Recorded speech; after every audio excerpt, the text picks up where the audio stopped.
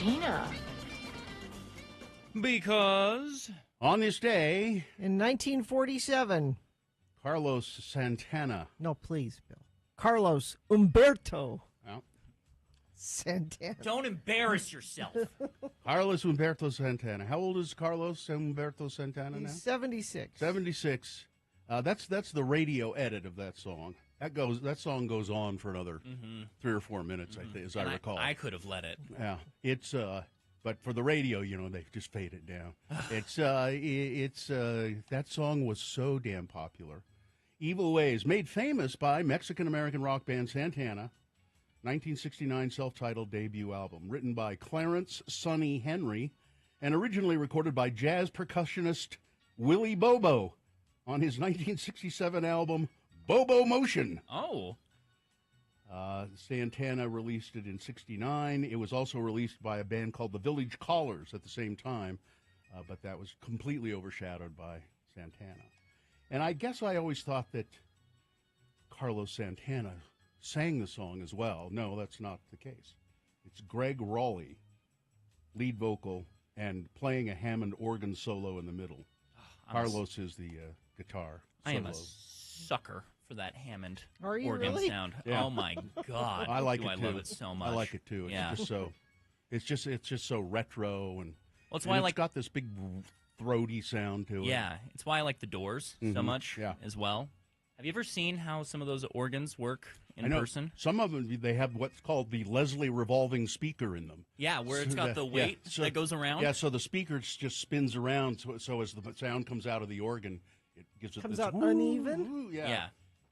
Huh. It's like if I could rattle my tongue around my mouth as I talked, right? The sound I'll would... bet you could Okay. find you could find online an example of what the Leslie revolving speaker sounds like. It was really popular. It's like my little Del Shannon. As I walk along, that's Leslie revolving speaker in there in the instrumentation. Johnny Mathis released Evil Ways in Really? 1970. Jazz saxophonist Stanley Turrentine recorded it as a smooth jazz fusion song on his album The Man with the Sad Face. Latin rapper Mellow Mayonnaise did it. It's been And you hated it. Rusted Root did it. No, I didn't hate it. When I was in college, it was my first year in college, I think, or second year. That song was hugely popular. It just was everywhere. And there was a jukebox in the Union Building, and people would play that. It would come on every 5 minutes. I swear to God, that song would come on. We got so tired of it. Those of us who were sitting over in the smoking section when you could still do that. One of us, I don't think it was me. One of us got up, walked across the Union Hall to the jukebox, and unplugged it. And did people You applaud? got to cheer. No, they were outraged. Oh, what are you doing? Because, of course, they put their quarters in there, too. Yeah, I want my quarterback. But we in the smoking section, the cage, we called it, all applauded. You owe me an Evil Ways, Bill Allred. Well, there you go. You just got it. All these years later. Did there you it find is. it? Yeah, let's see if we can trust a random video on the internet. Okay. Shall we? There's probably a commercial on it. too. No, I already cycled through that. Okay. Is it I don't coming know. through? All right, maybe we'll have to wait until Kerry Jackson shows up later. He's on his way. We have word from Kerry himself that his plane is on the ground here in Salt Lake, and so he's heading toward the studio. And that guy knows this system inside and out. So if anyone can do it, it's Kerry.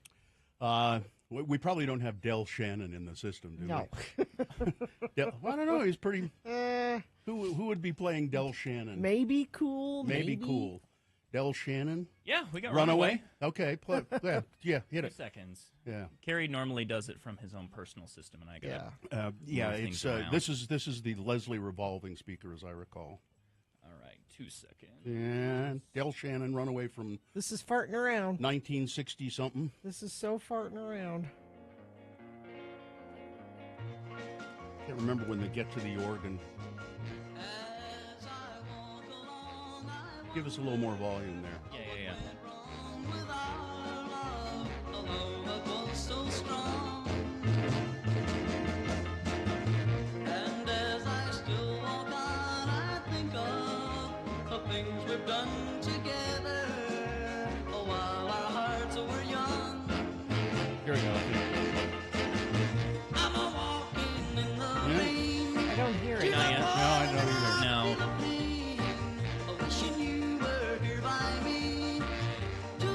other Del Shannon song in there? That's the only one. Yeah.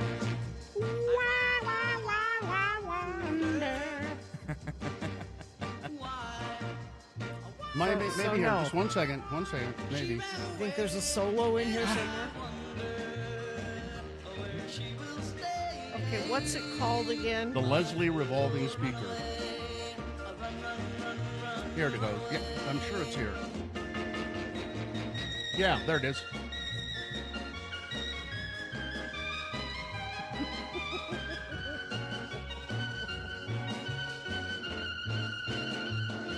You like that? I love Yes. this.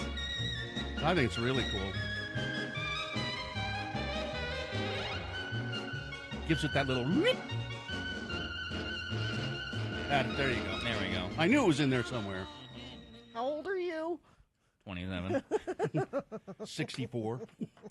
You know, I only make so much money in radio, right? Not so much. But if that wasn't a factor, Yeah. I would have a huge room dedicated to just dozens of different types of keyboards.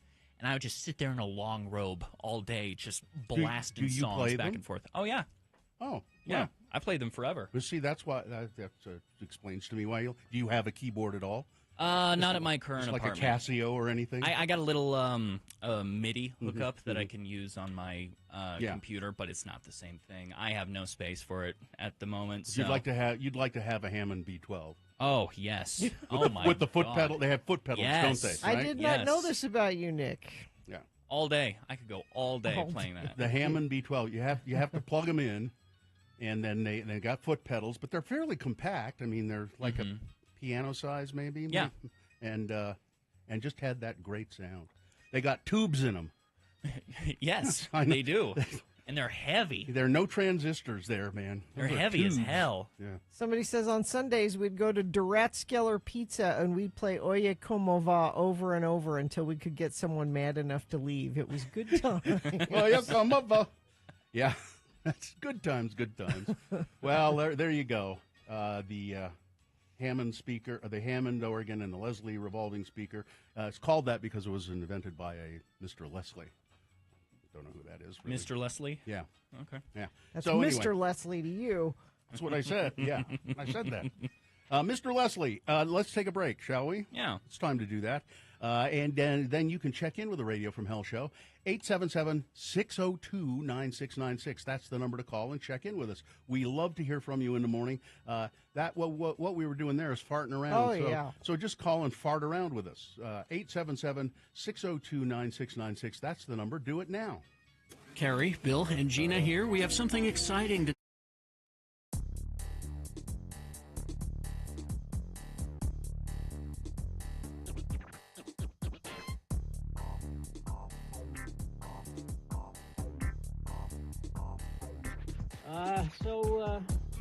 Friday morning, I'm backing out of my driveway, and I see some water, a little bit of water there. Now, my water main is out in front, and it's in the middle of an elevated kind of a growing area, and it's surrounded by rose bushes. Okay. And so I saw some water coming out there. From there? From there.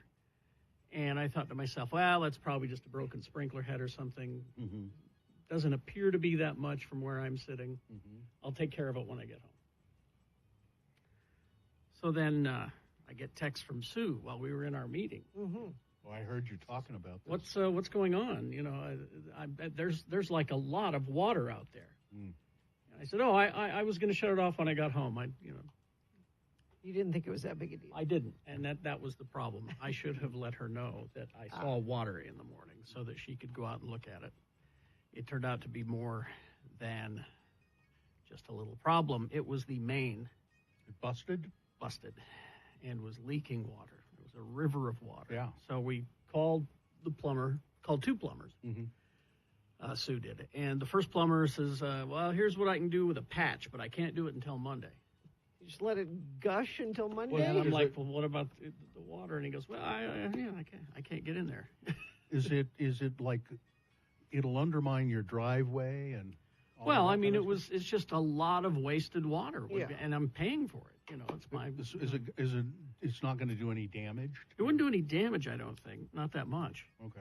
But it's just wasted water. Yeah. So then the second plumber comes, and he says, here's what's going on. Your main is like 4 feet underground, and we're going to have to go in there, dig all that out, Yeah. fix the leak. Yep. He says, but then, he says, you're an older home, so you got this galvanized pipe, and he starts going into it. And he says, what I would recommend, and this is not me trying to gouge you, what I would recommend is that we just go in there and we replace everything. Oh, wow. Including the main all the way into the house, Mm-hmm. and then the gear stuff, the main switch inside the house. So we should replace all that. Yeah. It's because it's old. It's time. It's time. Let's just do it. And we went, okay, let's do that. So, well, what do we do in the meantime with all this water? He's like, well, what I'd do first of all, this is the plumber, is fill up your bathtubs with water. Why is that? Because so you can go to the bathroom. Yeah. I said, what? No. You're not going to the bathroom in the tub. You're going to be taking buckets of water Using it to flush. to flush so that you can still flush. Yeah. It's like the olden days, Carrie. Because And you're then- going to be without water Yeah. for a while. And he says and then fill up as many containers as you can of water throughout the house. And I said, well, how do we shut off this water? And he goes, well, I can't do that. You got to call the city. Oh, God. So we call the city. And it's like, yeah, we'll get up there when we can to shut off the water. And I wasn't happy about having the water shut off. Because we're having people over on Friday. I'm like, I'm sure somebody's going to need to use the bathroom. I'm going to ask them, hey, would you fill up the thing? Yes, No. Scoop the bucket out of the. Yeah. Could Give you? him a bucket. If you would, please. Use the So, backyard. So luckily, my yard guy Spiro showed up, and if anybody knows how to go around the system, it's my yard guy Spiro. He says, "Oh, I can shut off your main, sure.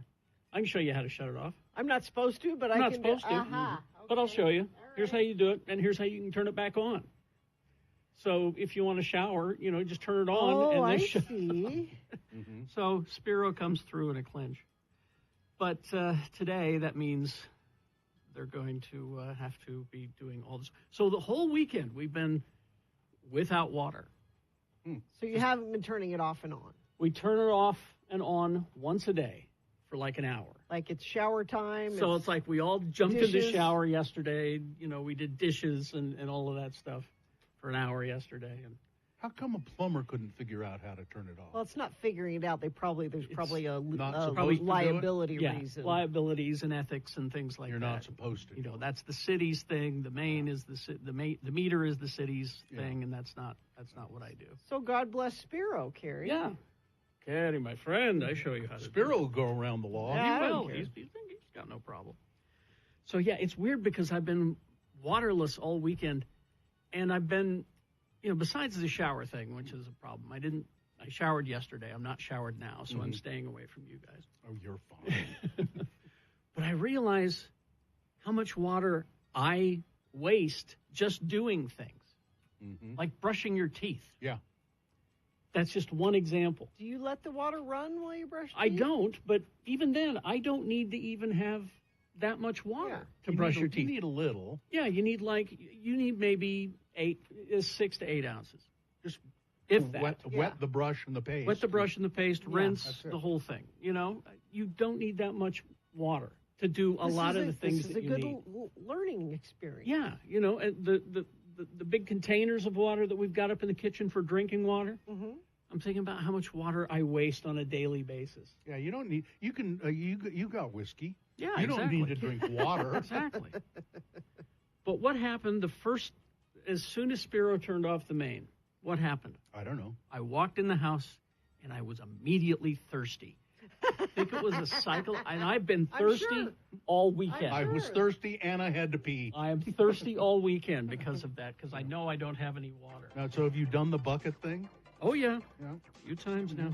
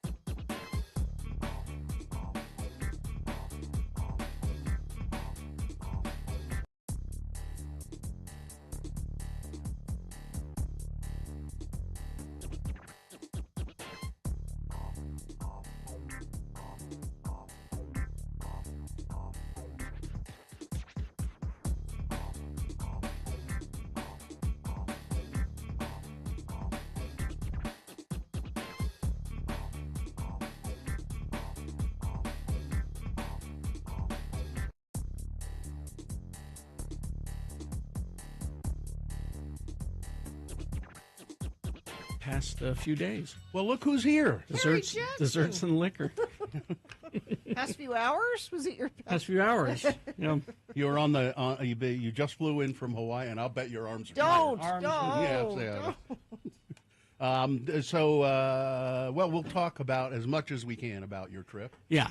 I can't talk about many specifics. Yeah, certain things you can't mention, but No, because it is still going on. yeah.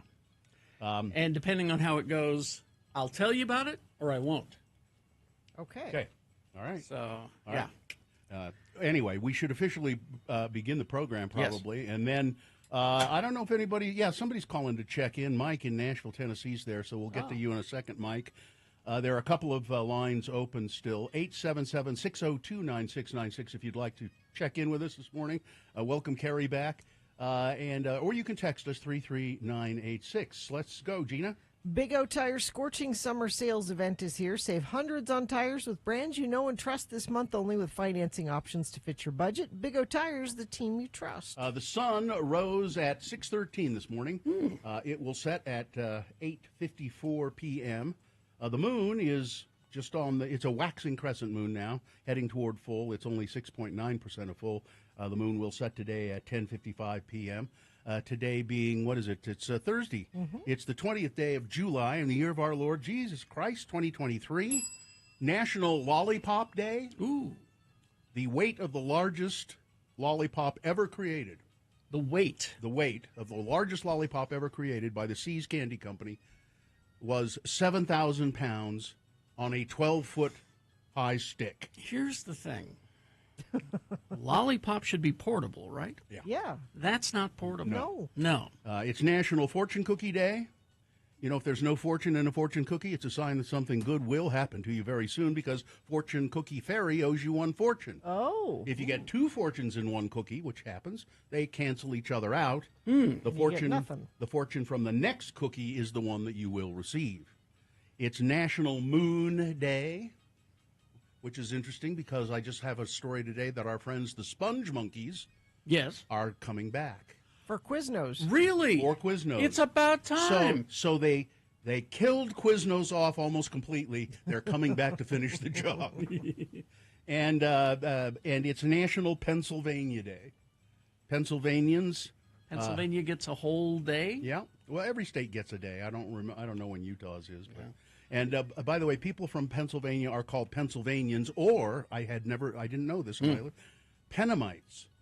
You lived there and you didn't know Didn't you know were that. a Pennamite? Nope. Nope. Pennamite. Yeah, Pennamites. We are the Pennamites. This is the Change Your Evil Ways edition of the North America's most delightful radio broadcast. I like it. It's the show for people who feel like hell in the morning. Radio from hell with the suckers of broadcasting, for National Lollipop Day. I see. It's the Lords of Morning Radio. That's us. Kerry Jackson back from testifying. Testify. I'm Bill Allred. I will never testify. No? No. They're not. I'm just tick a lock, baby. Tick a lock. You're not going to get me to say anything.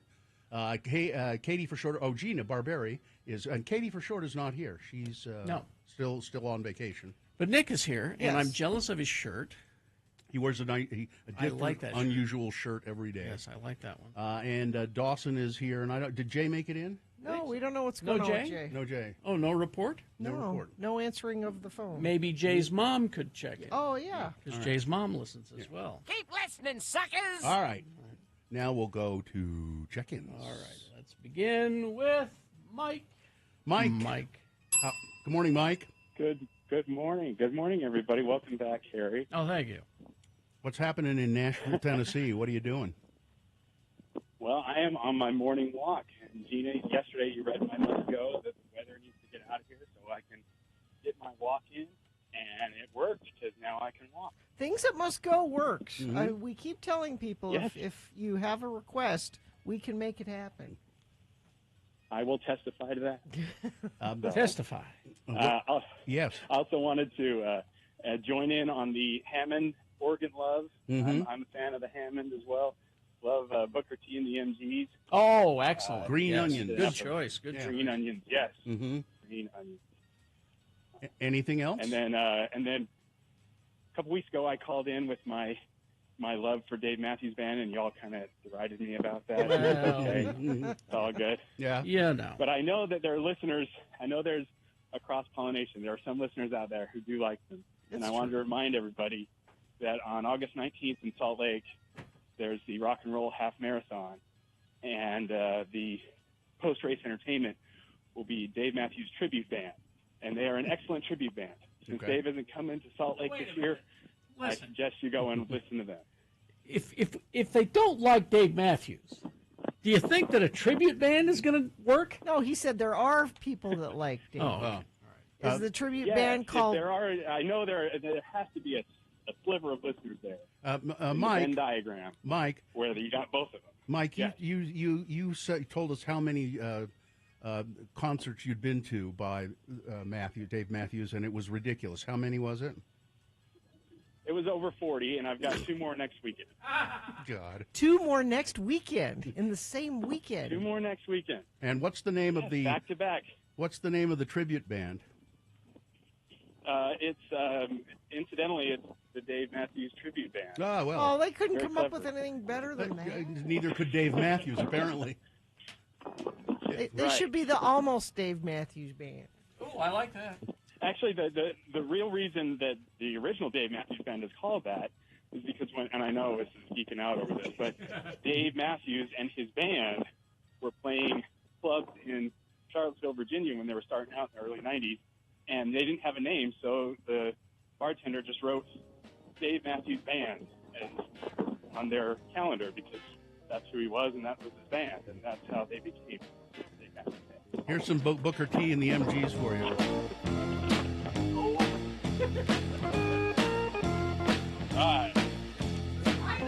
Final. Back to watching Happen to Sandlot. have this. I got it right there. Wow. Yes, watching the Sandlot.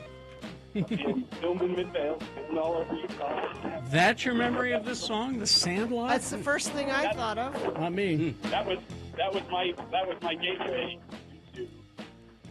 First thing I thought of was buying cigarettes out of a cigarette machine. All right. We've all got our interest. You know, the Sandlot cast is coming to Salt Lake for the 30th anniversary of the Sandlot. Can I tell you how unexcited I am about There that? are lots of people that are I know. excited. I know. August 5th, It's they're not doing. over. Oh man, I'm going to be there in Labor Day weekend, but I guess that's. Well, Mike, I think it's a damn shame, that the Dave Matthews Band, as I recall, I said, well, do they know you? And they said, no, they don't really know you. You've been there to the concerts 42 times. You ought to have an honored place on stage with them. Mm-hmm. Yes, that would be nice, like a throne Yeah. where I could just sit and request certain songs. Yeah. I'm all for that. Yeah. If we want to get a petition signed up for that, we can. That's up to you.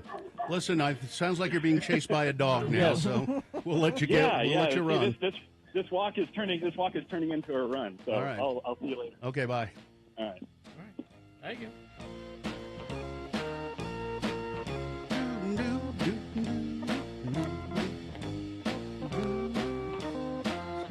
Cigarettes were only 35 cents, and you pulled a lever. You pull the lever. You Oh, my. Got green onions hanging all over the studio, precious thing. Gonna keep the vampires away, you understand? And this one, baby, is for only you. Oh, sorry. Wolfman did not realize that green onions do not keep vampires away. It's don't? garlic. Oh, It's garlic. Oh, well. I don't know. He's the wolf man. He might know better than we do. He might know things. Maybe. You know what kills the Wolfman? The silver bullet. Silver Bullet. Yeah. Yes. The name of a fine movie, by the way. Based on a Stephen King book. So he cannot have a Coors Light. A Silver That's Bullet. right. That's correct. Nor can he listen to Bob Seger. That's probably for the better. Wow. That was deep. Round of we there we any- have continued farting around is what's happened Is it here. any wonder that this show appeals to people of a certain age? All right. Traffic, Gina, please. Okay. Move to your right, southbound I-215 between California Avenue and 35th South is due to a crash blocking the left lanes there. Good news is that's the only thing that UDOT's reporting. Everything else looks like it's moving well. If you are not moving well or see something you think other friends of the program need to know about, you can text us 33986. Your summer drives just got more affordable with 4.99% auto loans for a limited time only at utahfirst.com. All right. We did have some text check-ins that I did not check because I just got here. Okay. Let's see. Welcome back. How long have you been awake? Love Sid. I got about maybe an hour and a half sleep on the plane. So that's what I'm traveling on, and some white wine.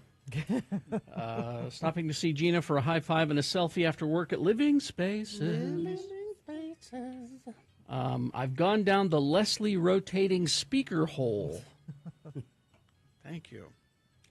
All right. Well, I don't have the schedule in front of me, so do we have to talk about something no, we specific don't. here? We can just go. All right. Coming up in the next break, we have for you Big Boy News and Opinioendo. Also, Frank Christ presents They're Fine, They're Just Fine. And we'll explain to you how to play the game and what you'll win coming up after these. One night together, Jimmy. 8,000 episodes as of today of the Radio from Hell show. And we have a guest in the studio. Hang on. We paid for this. So. Counting down to the 8,000th episode of the Radio from Hell show. Today is episode... That's the one, 8,000. 8,000, yeah. On X96.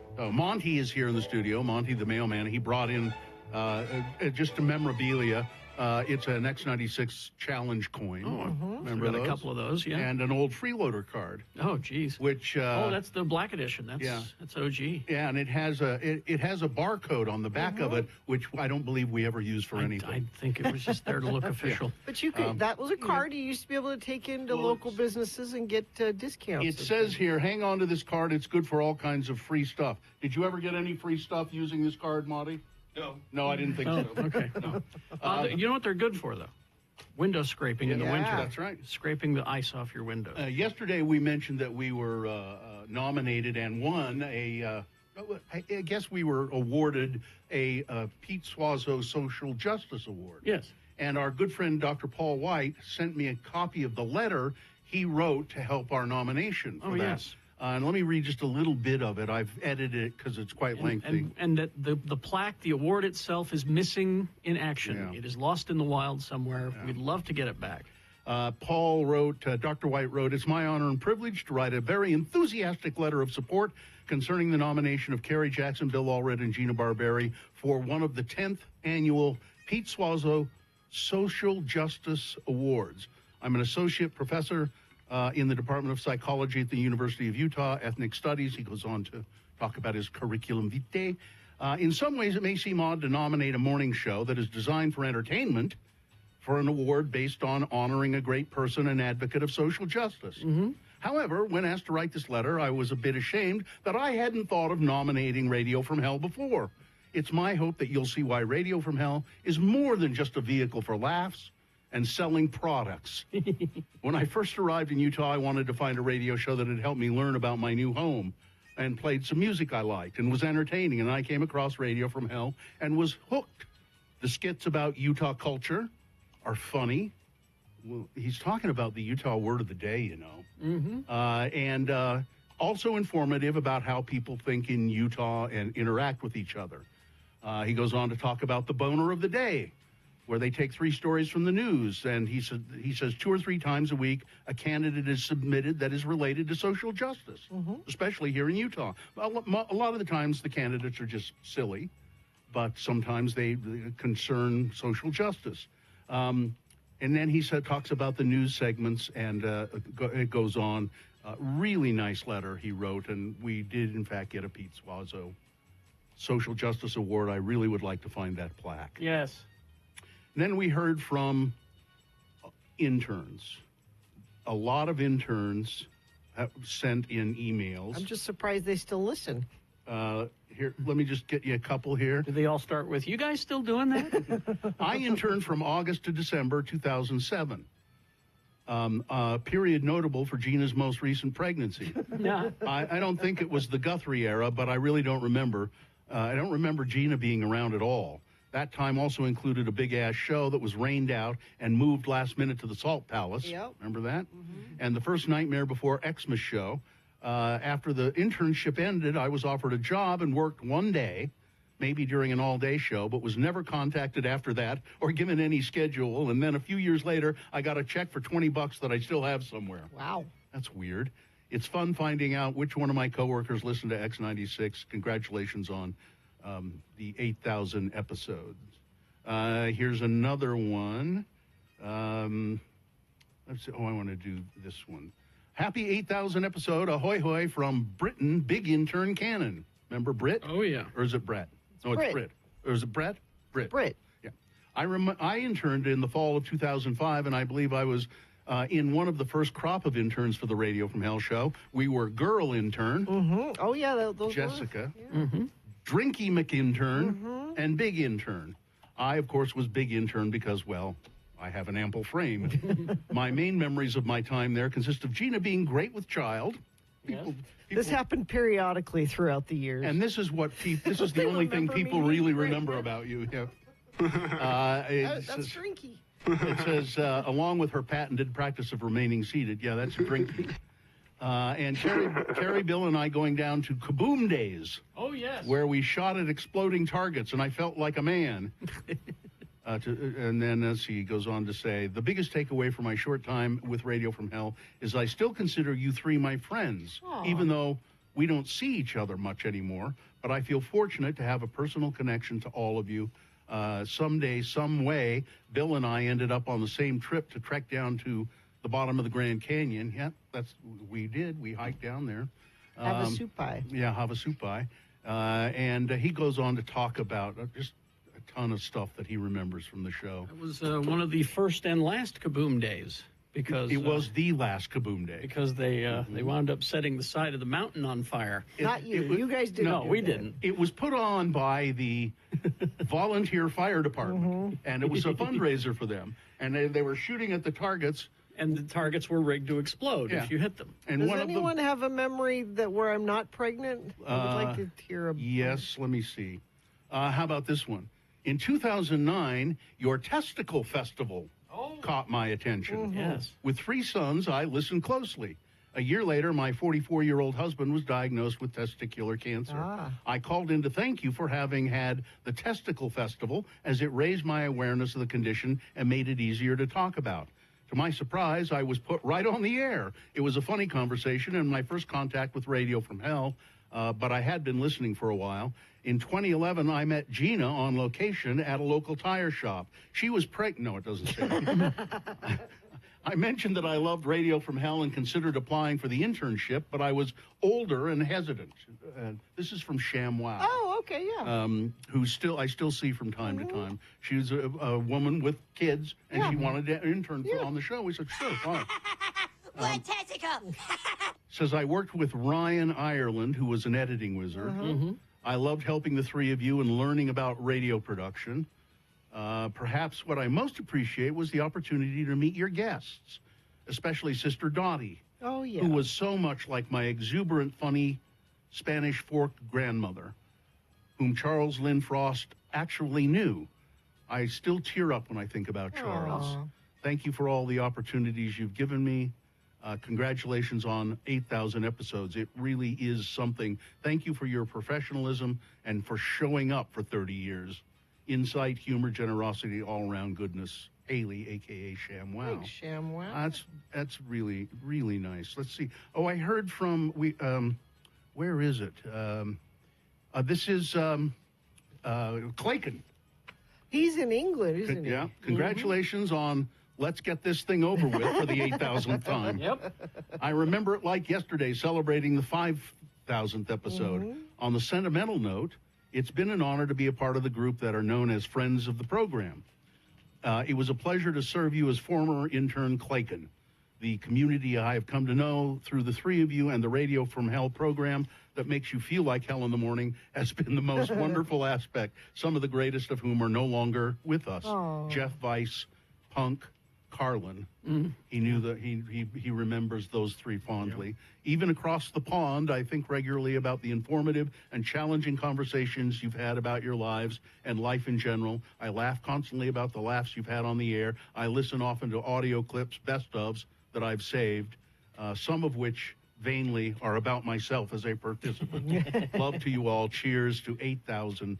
James Riches, Son of the Soil. So there you go. There are more, but we have run out of time. We have. And besides, my arm hurts from patting myself on the back.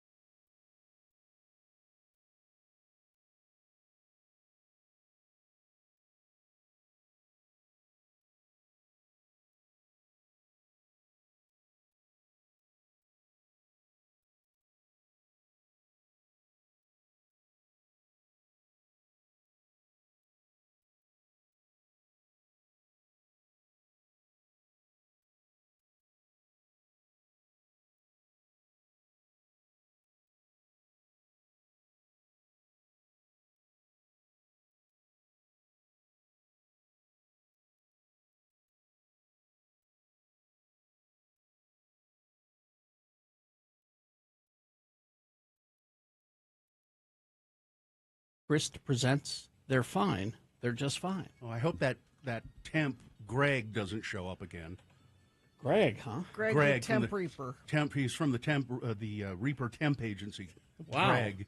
Well, you never want to go with a temp. He has, and he didn't even. He doesn't even have a scooter. His roommate drops him off, and then picks him up. That's just, boy, that's clown shoes is what that is. Terrible. So, Frank Chris presents They're Fine, They're Just Fine, our Dead Celebrity game coming up.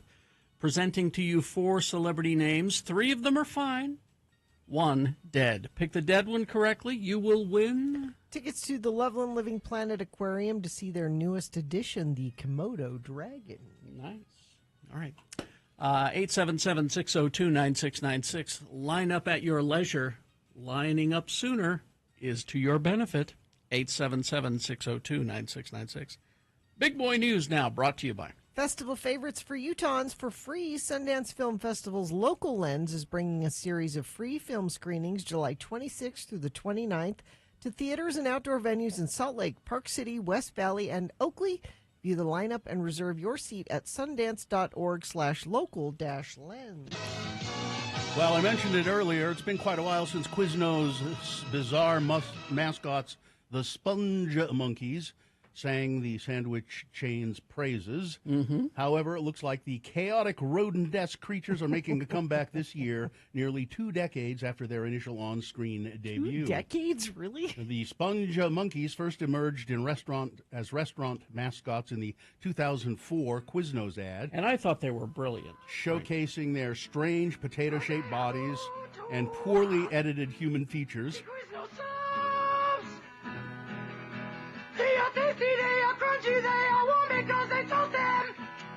If nothing else, they left an impression. It says here in the headline, "The Beloved." No, people sort of didn't like We them. beloved them. I beloved them. I never went to Quiznos until I saw those ads, and then I went, I'm going to Quiznos because of those ads. Well, their weird mascots still crop up, and we've used them all for a long time. We like the Moon Song, but they've just announced a different, more official return. A new Quiznos ad brings the Sponge Monkeys back to the screen, revealing that the company is undergoing a revival. The commercial features 2 Sponge Monkeys who sing "We Are Back" on a road trip to get to Quiznos. They joke about current gas prices, blending the comedy of the early 2000s with the current state of the world today. They'll be good. Quiznos. Yeah. And so Quiznos just shrunk to almost nothing. They had more than 4,000 stores, but that had gone away. There are only 154 locations remaining, but the chain is vowing that they're coming back. Okay. And I'm curious as to what really did cause that. Because they were good. They were good subs. They were. So they're going to have some new items on the menu. We're back, the Sponge Monkeys. And Rodney Dangerfield doesn't get no respect. Yes. His widow, Joan, I got to tell you, I love that woman. Joan has reached a settlement with the cutthroat businessman, or men, she had accused of exploiting her trust fund weeks before the trial was set to start, on, according to Radar Online. According to court documents obtained by Radar, Joan and the defendants informed the court of the agreement. The filing read the stipulation for settlement conditions, dismissal of the entire case on satisfactory completion and signing of a long-form agreement. Thus, plaintiff and defendants anticipate the case will be dismissed by August 14th. A rep for Dangerfield says all matters between the parties have been resolved amicably.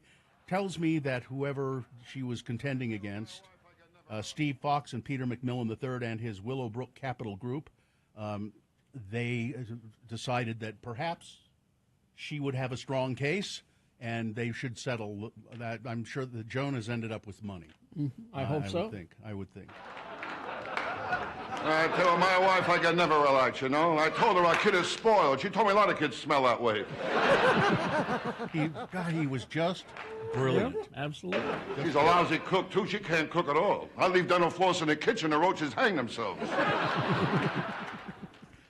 Second heat wave in 2 weeks in southern Europe is baking Mediterranean nations and drawing resources from across the European Union. Wow. Officials warn that extreme weather has and will continue to cause worldwide effects. Regions in Italy and Spain have seen days of triple-digit temperatures. In Greece, ongoing wildfires forced new evacuations and drew firefighting personnel and aircraft from across the European continent. The European Union's Meteorological Office says of June 2023, it's the hottest month ever recorded. Preliminary data shows the hottest single week ever measured took place in early July. And the Republican Party, on Wednesday, the House Republicans advanced an appropriations bill for federal environmental agencies that would boost development of the same fossil fuels driving these myriad disasters that have ravaged the Northern Hemisphere this year. Oh, good. The legislation includes sweeping funding cuts for the Environmental Protection Agency, the Interior Department, and the White House's Council of Environmental Quality. Well, they want to get rid of all of those. It would mandate numerous additional oil and gas lease sales, both on and offshore, and would advance mining development, including an area near Minnesota's iconic Boundary Waters Canoe Area Wilderness, where the Biden administration has banned such extraction. The legislation would also torpedo and stonewall protections for wild animals. It would rescind more than $9 billion provided by the Inflation Reduction Act, President Biden's signature climate law that Democrats passed last year. Wildfire management is among the few programs that would see some rise in funding under the plan. Funds for, well, because they realize, we're going to cut back all of this stuff that's trying to stop climate change. That'll mean more fires, so we better increase the budget. Exactly. Funds for the three main agencies that serve federally recognized tribes, the Bureau of Indian Affairs, the Bureau of Indian Education, and Indian Health Services would remain roughly similar to last year. It's really unconscionable what they're doing. It is. So they are unconscionable. Well, I won't go into any more detail there. Alaska, there's an Alaska wilderness area in the Brooks Range, national park that is so wild there are no roads into it. You want to go into the Brooks, fly into it. You got to hike. There's a road that goes up to it, but then you've got to hike into it. The Brooks Range, 50 miles north of the Arctic Circle, sweeping green and golden ridgelines tower over lush valleys, which give way to wide glacial blue rivers. The landscape is completely undeveloped. No road or other infrastructure in sight. Looking east is Gates of the Arctic National Park and Preserve. To the west, Kobuk Valley National Park. And looking straight down, the site of a potential open-pit mine. There's roughly $7.5 billion worth of copper under that mountain, and the mining venture Amber Metals wants to extract it, which could help build the wind turbines and batteries needed to address climate change, but that bounty and others like it across the U.S. have created a dilemma for Washington. President Biden wants more domestic minerals production to support his climate agenda, but his aides are struggling to find domestic mine sites that don't risk damaging wild lands and sacred natural treasures like the Brooks Range. So what to do? I just can't imagine, though, an open pit. You know, there used to be a mountain out here west of Salt Lake City where the open pit copper mine is now. That used to be a mountain, ladies and gentlemen. Yeah. Now it's a big hole you can see from space. Yeah. A woman riding her bike in Clearfield was killed after she was hit by a falling tree as a storm moved into the area last night. Clearfield police said a witness saw the tree fall on the woman just after 7 p.m. as she rode a bicycle on the paved Rio Grande Trail between 2 and 300 South near 5th West. When officers arrived, they found the 68-year-old woman unconscious and pinned under the tree. After removing the tree from the woman, officers and members of the North Davis Fire District performed life-saving measures until she was able to be transported to the hospital in extremely critical condition. But shortly after arriving at Holy Cross Hospital in Layton, the unidentified woman died of her injuries. The incident is under investigation, but there were high winds that came with Wednesday evening storms. They believe it blew down the tree, which landed on the woman, and apparently somebody saw it happen. So, one other quick story here. This is, you remember our friend Brad Wheeler had weenie dog races. Oh, yes. Well, it was his birthday yesterday. Oh, it was? Yeah. Oh. Wish him happy birthday. A group of dachshunds did not let their short legs discourage them from showing off their speed at the annual Wiener Dog Race in California over the weekend. Dozens of Doxies lined up at the starting line of the Los Alamitos race course Saturday to compete in the 26th annual Wiener Schnitzel Wiener Nationals. The stout pups sprinted and dashed across the track in a series of 10 to 50-yard trial heats to determine who would be crowned this year's fastest wiener in the West. And the winner was... Yeah? Beanie Von Weenie. I love it. Of Fullerton, California. I love it. Beanie Von Weenie took home the championship title, beating out roughly 100 other short-legged competitors, including the previous champ, Paisley. No, Beanie Von Weenie. Beanie Von Weenie was the winner. All the way. All right, there you go. If you're betting, bet on Beanie Von Weenie. Sports weather traffic. We get the FIFA Women's World Cup today. We have New Zealand over Norway 1-0. Australia over Ireland 1-0 also. United States playing Vietnam at 7 p.m. And if the U.S. women's team scores a goal, you get some free Chipotle. Okay. So you shouldn't want the women to score goals just because of that. You get something free out of it, free to eat out of it. Let's see, weather. So today will be the coolest of the next 5. Today. 95 for a high today. Okay. And then That's hot. Then starting tomorrow, we've got an excessive heat watch. For how long? Let's see. I'm looking all the way into Monday. Will be 100 or hotter for the entire Pioneer weekend. I think I heard after that, we may start going to 104, 105. Oh, yeah. Sunday, Monday. All Yeah. very, very hot all weekend, I'm afraid. Yeah, but keep up those. Never mind. We had a couple of people text in saying there's black smoke, and you're right. It's slowing down drivers southbound I-15 between Warm Springs Road and 9th West, 11th North exit. Looks like there's a fire at the rail yard there. Also a crash. A structure fire or what? Doesn't say, just says fire at the rail yard. What? I'll be keeping an eye on that for you. Would you please? Crash I-215 southbound near 21st South and the West Side Belt. At least one vehicle facing backwards. UHP blocking the far left lane and left shoulder in that area. Do you owe $10,000 or more in back taxes, multiple unfiled years? Contact McClure and Stewart for a free consultation. Go to McClureandStewart.com today. Ooh, Frank, you're back. Thank goodness. Well, Oh, hi, everyone. I mean, thank goodness you're back because they hired a temp to take over for you. Who was this temp? His name was Greg, and he said you were caught in the pneumatic tube, and that's why you couldn't no. be here. No, that's not true That's at not all. true. I didn't trust him for a Greg second. is apparently alive. Where were you? I was at a convention. A Reapers convention? A Reaper convention. Oh. But just, you talk to other Reapers about how they do their jobs. Get new techniques. How to do them better. Mm-hmm. Oh, Bluetooth is coming on. It's, Really? Yes, okay. believe it or not. A way to reap souls. Yes. Bluetooth. Well, Frank's specialty, and there are all kinds of reapers with various specialties. Frank's specialty is to reap the souls of celebrities. And that's pretty ironic because Frank, well, I love our precious celebrities. I know you do.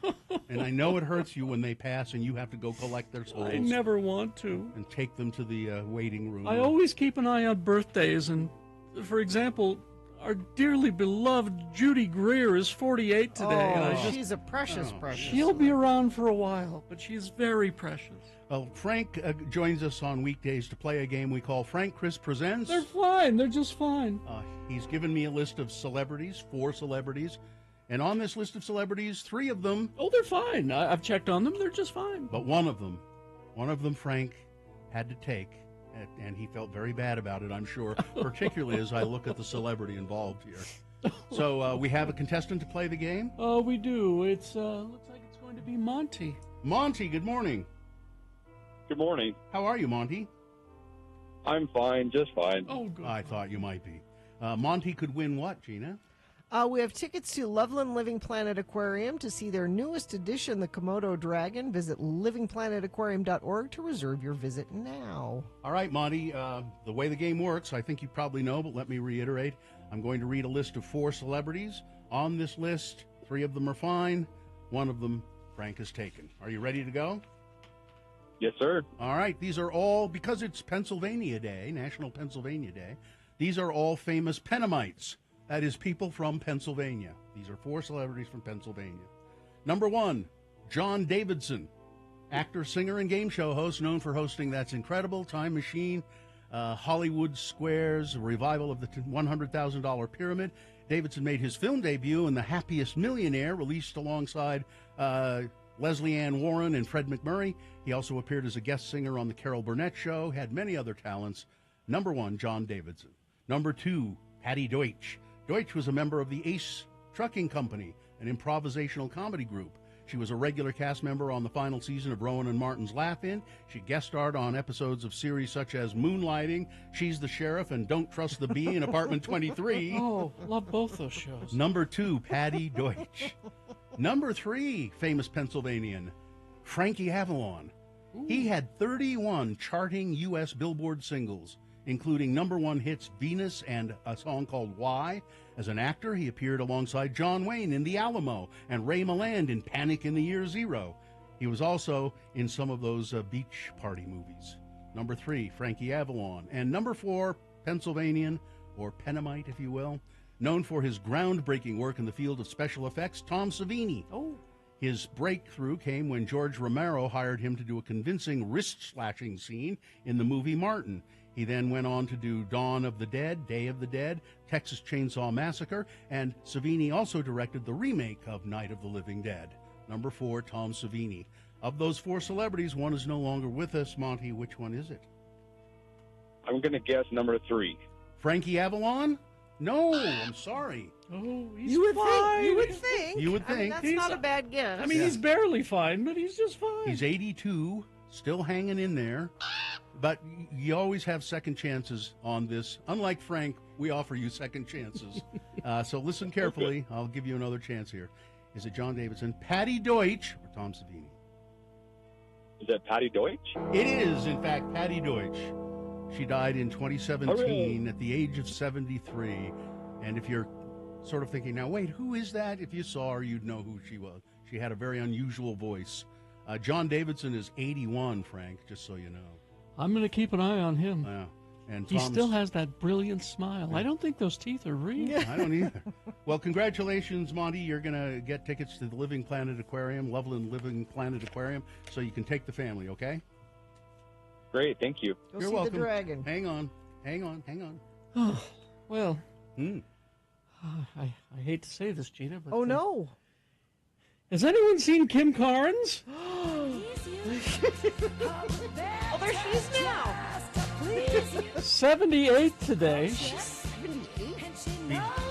Be surprised if anybody had seen Kim. I know, right? She should be on somebody's list.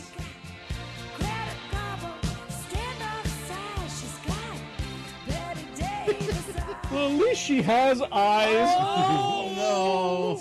All right. Goodbye, everybody. Goodbye. Bye, Frank. See you tomorrow. At least she has eyes. A black smoke slowing down drivers southbound I-15 between Warm Springs Road and 9th West 11th North. Looks like a fire in the rail yard. But they're just slowing down to look. There's no reason that should be slowing you down in that area. If you see something, you can text us 33986. Brought to you by Toyota. Visit your Toyota dealer today. Toyota, let's go places. Coming up in a moment, I'll tell you a little bit about my trip. Okay. Boner of the day is coming up. Stand by for that. Prime IV hydration. Yes, if you need a pick-me-up, a boost, if you're just dragging, you need maybe an IV drip will help you. I probably will. And Prime IV Hydration is the place to go. There are convenient locations all along the Wasatch Front. IV therapy is great it's great for a hangover cure, but it helps with allergies, fatigue, dehydration, and that sort of thing. And if you need an immunity boost, this is where you want to go. I've tried it, and it's very relaxing, and it's a pleasant experience. You talk to a medically licensed staff. They'll give you an evaluation and customize an IV drip for you, and then all of that good stuff goes directly into your bloodstream. And you sit in a relaxing massage chair and listen to music, and it's very, very, very peaceful. So throughout July, Prime IV is offering a free B12 injection and consultation for first-time customers only. Plus, if you can add your X96 primary drip for just $79, learn more and book your appointment at primevhydration.com.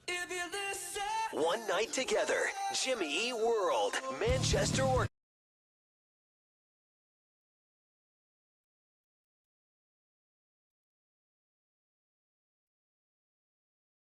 8,000 episodes as of today. Of course, tomorrow is April Fool's Day. Yes. And you find this, now I just happen to find this from Reader's Digest, which I didn't even know was still around. It says, a trusted friend in a complicated world. 56 pranks you can pull on people on April Fool's Day. 56? Yeah. Now, I'm telling you, I'm not going to read all of them, obviously, but if you did any of these things, you're a jerk. You're a turd. Your friends will not like this. Here's one called Coffee Talk.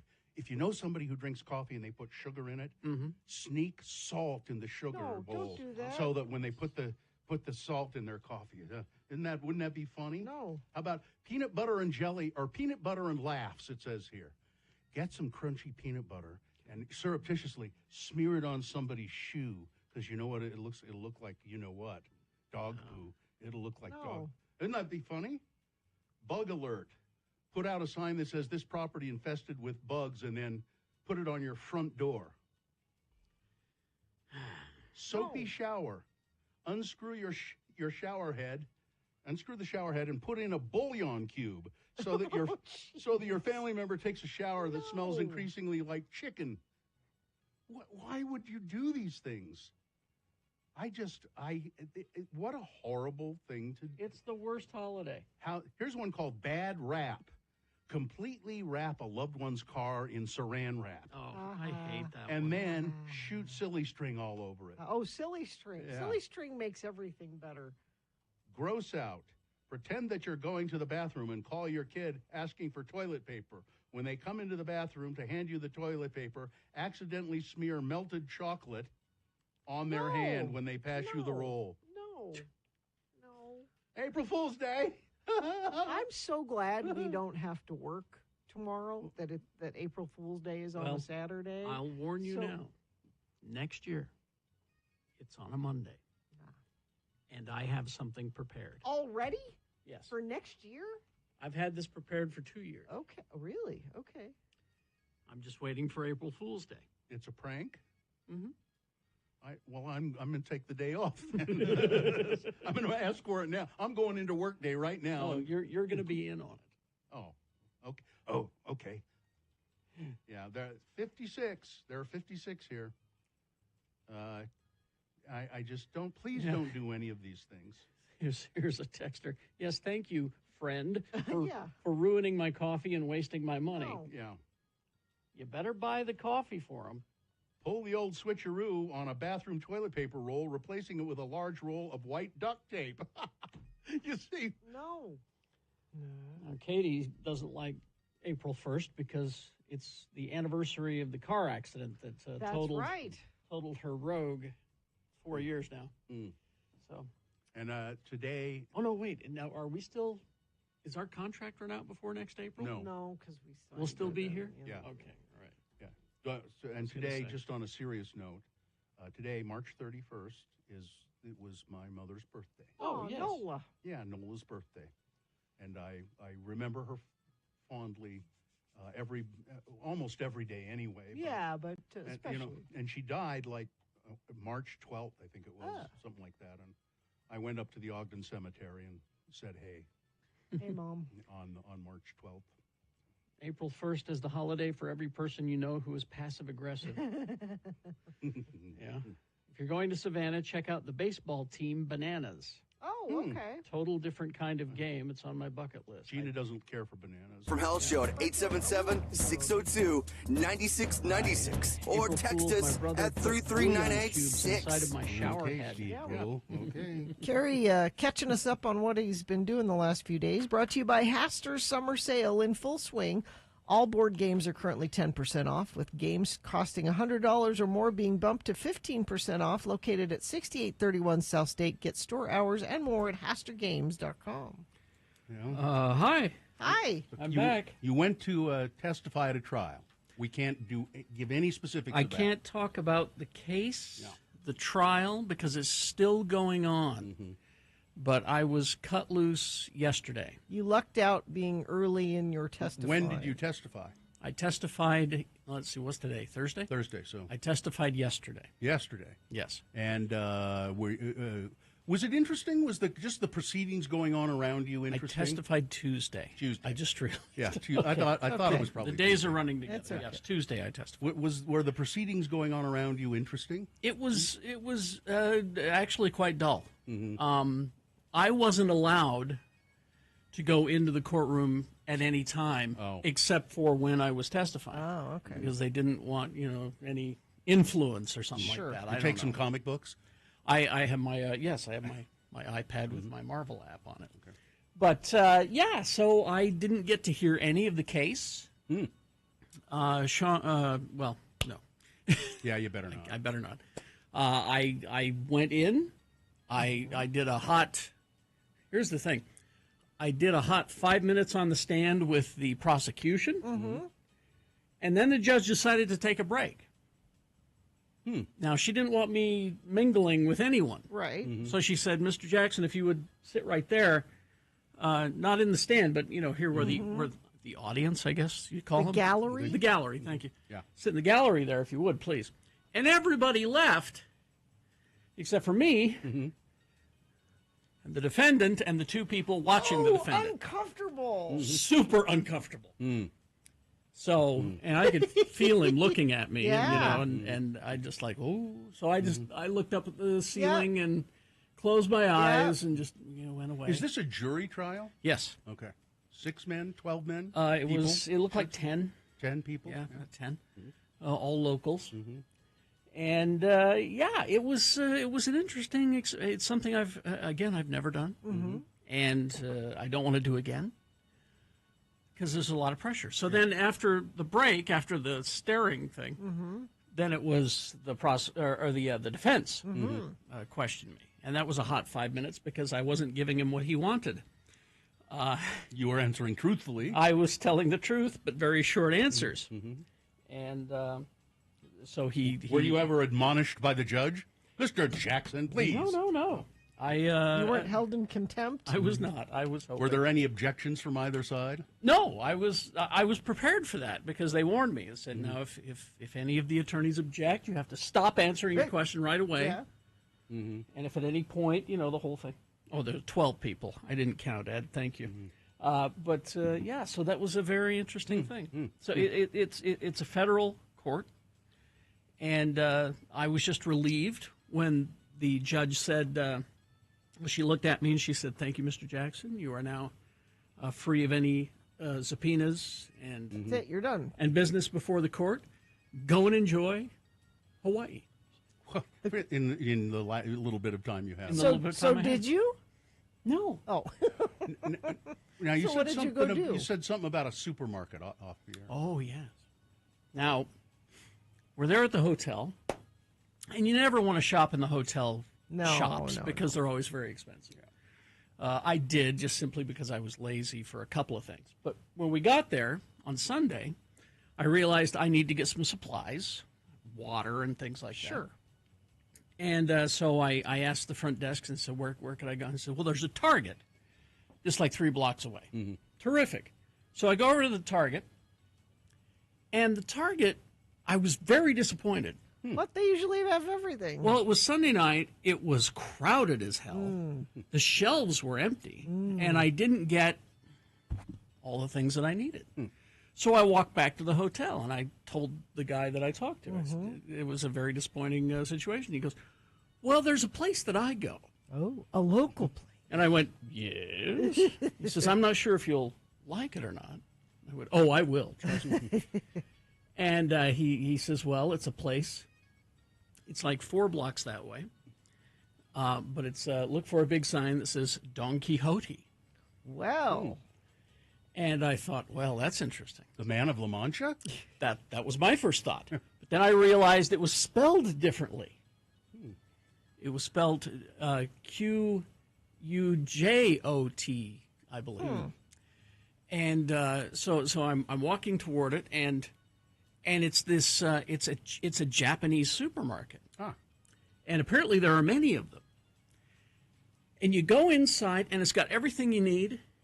This is where I spent most of my time. At this grocery store? At the Don Quixote, because everything was affordable. They had meals ready to eat. Because they would prepare food. They had bento boxes, hot and cold. They had sushi and everything you need. It was interesting because there was a large selection of Japanese liquor, but I was looking for Korean soju, and the Korean soju section was like 3 feet. Just very small. They begrudged them space, probably. Exactly. Here you go. go. Were there live fish? I did not see any live fish, no. But here's the thing.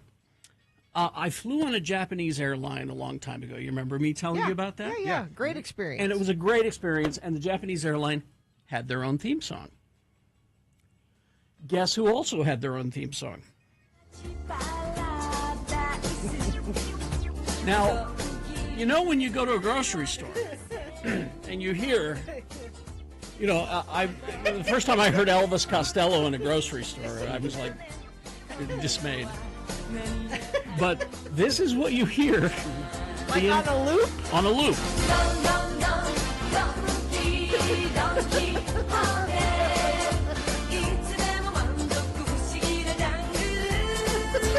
I'm there.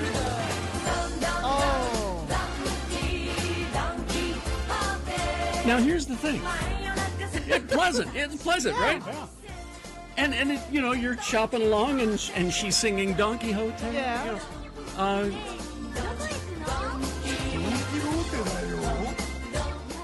A pleasant shopping experience. Sure, yeah. And I loved going to Don Quixote. Yeah. Problem is when you're trying to sleep. Oh no, this is your earworm. The Don Quixote song is your earworm. But a great store. And like I said, everything was affordable. I was able to get all kinds of stuff. I was able to get coffees and all that stuff. But right smack dab in the middle of the store, and I should have sent this picture to you guys in the producer's booth. Do you know what Gundam are? The giant Japanese robots? Yeah. The model kits? Yeah. Right in the middle of the store, about a 300 square foot section of just Gundam models. In the grocery store. In the middle of a grocery store. Cool. Like you do.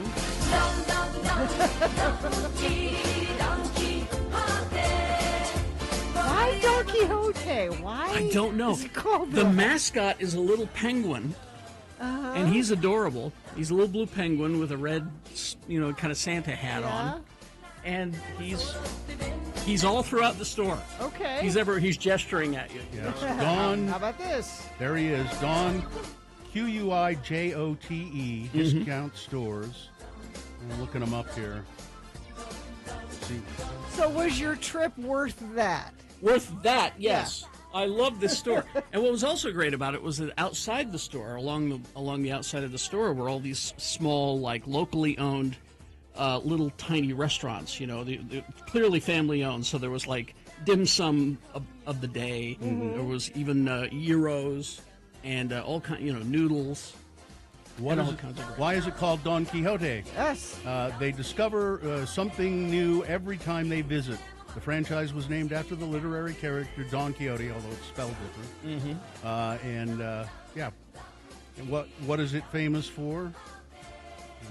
It is famous for wide variety of discount items. Well, I looked up the lyrics. Oh, x96.com/live. Oh, there you go. That's exactly the display in the middle of the Don Quixote of the Gundam robots and model kits that you could buy. So yeah, we need to. I was screaming we need an H Mart. Yep. Which is a Korean store. One. We're getting an H Mart. Now we need a Don Quixote. Is what we need. Yeah, why not? This is a great store. Absolutely. I just loved it, and I spent that's where I got most of my meals. Was at Don Quixote. Just prepared.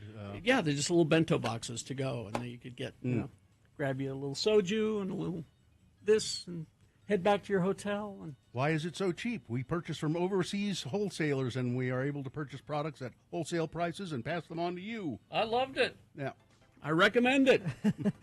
Gary Jackson says yes. And I'm saying yes to traveling on our roads right now. It's no accidents being reported, and you aren't reporting any either. You certainly can, though, if you see something.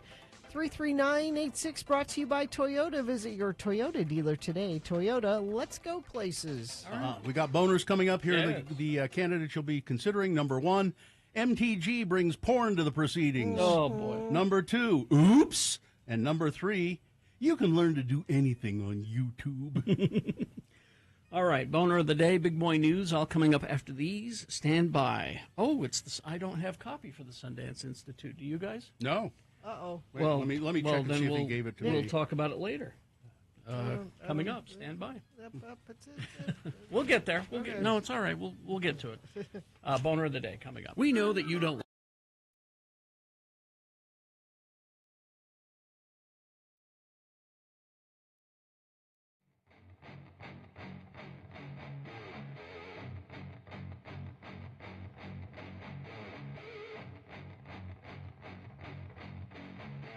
Was it Tracy? Our friend Tracy Dressman, who does graphic arts for us here in the building. Longtime friend of the program. I guess he heard us riffing about Dunford Donuts, the chocolate donuts, and brought in a couple of boxes. You guys can have this box. It is my favorite donut. Here's the thing about the Dunfords, is that you can take them, put them in sandwich bags, and freeze them individually. And then take them out. They're fine. Let them thaw. You put them in the microwave?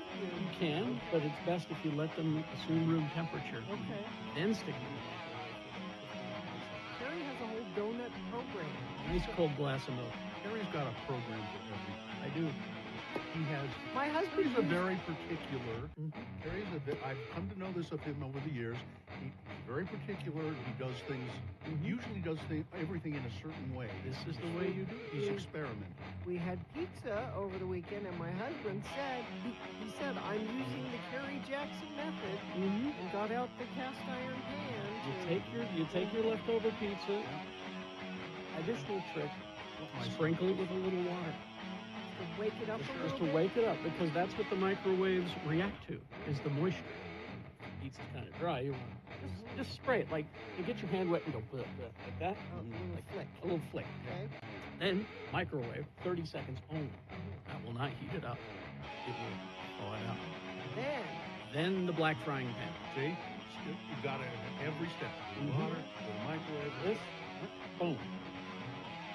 Black frying pan, nice and hot, crisp up the bottom. Not too hot, because you don't want it to just burn and then, because you want it to bring it up, nice temperature, but also crisp up the I crust. admire that, but I am just too much of a slob to bother with that kind of stuff.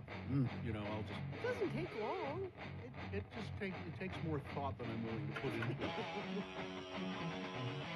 it. The thought I'm willing to put into it is, hey, would somebody put this pizza in a microwave for me? You're not living life to your fullest then. I'm spry, though. Wet paper towel in the microwave works well too? Yes, that's true. Oh, yeah? I live in Camas, but I buy the Dunford box at the grocery store. Go to the Damn Chevron, they're always out anyway. They sell out at the Chevron. Somebody said if you want donuts at that Chevron, you have to be there when they come out, or because they. Now I'm curious. I know. Everybody's talking about that. Camas Chevron. Used to go up there into the woods and harvest coal for fencing. Can you do that? Apparently We they did. We did when I was on the I feel farm. like that's something you can't. That's a useless question. When I was living on the farm, that's what we do. We'd get the big flatbed and go out and chop down these trees. Just the They're right size. The right size for fencing. Can you do that? We did. I mean, you did it, but I don't know if you're supposed to do that. Maybe that's better. I'm from Camas. You think they were poaching Camas poles? Yeah, maybe. I don't know if Dad had a permit or if we just did it. I don't know. I just we're going to Camas, sharpen up your axe. Exactly. Whatever you say, Daddy. Exactly. I smell a Mayor Bona. It's all word. Are you writing it? Because I'm not.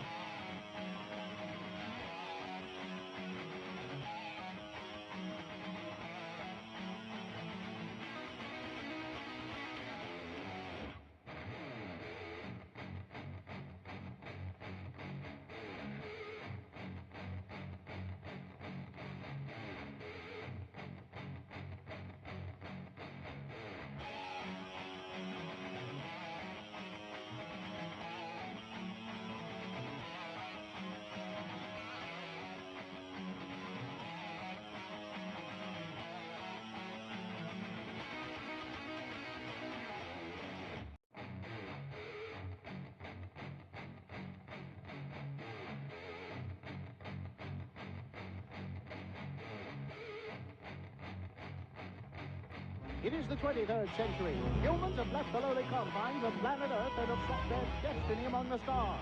While many things have changed, one constant remains: the need for young men to venture forth and do the work of the Lord. This is the tale of two such men who at the age of 19 have answered the call of their general authorities and are embarking on a 2-year mission to spread the gospel throughout the galaxy. This is the story of Space Elders.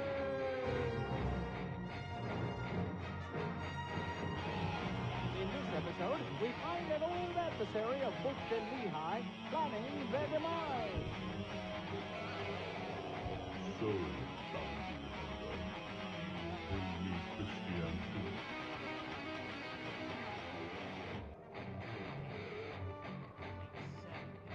Christianity made me in front of the Emperor. Only by turning Christianity to the dark side will I be able to regain my place by the Emperor's side. Send him to that slug, John. I have arranged to have the elders meet you on Bespin. There you can ambush them without anyone noticing.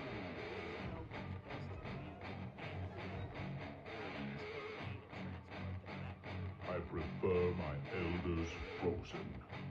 There is a carbonite facility on Cloud City that should make transporting them simple.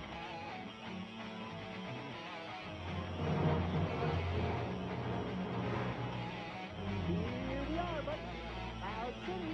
It sure looks like the holograms they showed us in school. I don't know, Lehigh. I always get nervous when I stand on a city that's floating miles above the surface. Are you sure this is the right place? Zone Leader Hanson said that we're supposed to meet someone here named Lando Calrissian, right here on Bespin. Well, church records on this Calrissian fellow show him to be a gambler, smuggler, womanizer, and a penny stock manipulator. Are you sure this is the guy? Well, maybe he's ready to turn over a new leaf. Oh, I think that's him right there. Hi, and welcome to Cloud City. I'm Lando Calrissian. I run the mining operation here on Bespin. Can I offer you a beverage? Perhaps some malt? I love a malt. Liquor? Oh, No, we don't drink, Mr. Calrissian. I'm Elder Christiansen, and this is Elder Jimson. We represent the Church of Jesus Christ of Latter-day Saints. You know, the Mormons. Now, our zone leader said that you might be interested in learning more about our religion. Actually, no. We have some common acquaintances. I've made a deal with the Empire. Well, they'll leave me alone if I introduce you to this guy over here. Elders, this is Boba Fett. Boba Fett, Elders Christiansen and Jensen there. Gotta go now. Got a city to run. Bye-bye. Well, Mr. Fett was up? Well, hi, I'm... Hey, I'm all tied up. Cool toy. I need to get me one of those. We could convert more people if we could just tie them up first. Now, Butch, I don't think we would be allowed to hog-tie prospective converts. Excuse me, Mr. Fett, could you untie me now? One down, one to go. Don't push my companion in that hole! What have you done to my companion? Is Butch dead? No, he wouldn't be worth much to me dead. Jabba wants to see him die in person. Your companion is frozen in carbonite. Now, if you would be so kind as to throw yourself down in there, we can get on with this. You're going to take us both back to Jabba's palace? No, you have an appointment with Darth Vader and the Emperor. Cousin Darth? Oh, my. Hey, get over here. Sorry about this, Butch, but I need you to do something for me.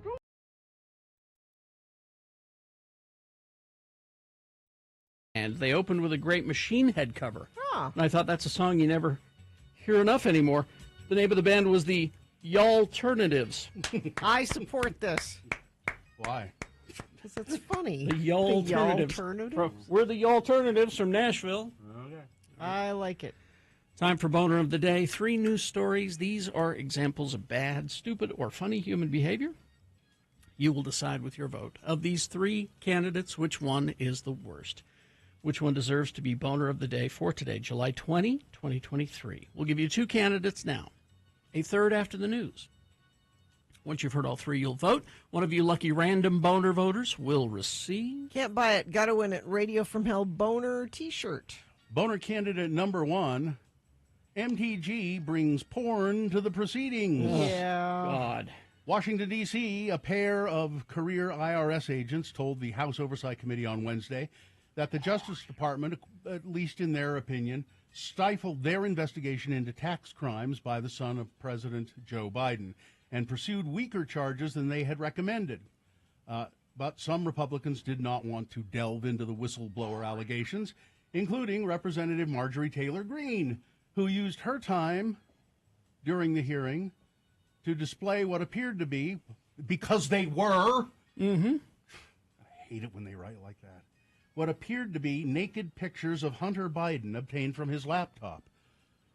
Quote, "What's even more troubling to me is that the Department of Justice has brought no charges against Hunter Biden that will vindicate the rights of these women," Greene said, holding up pictures that appeared that showed the president's son making sex tapes with women whom Greene claimed were sex workers.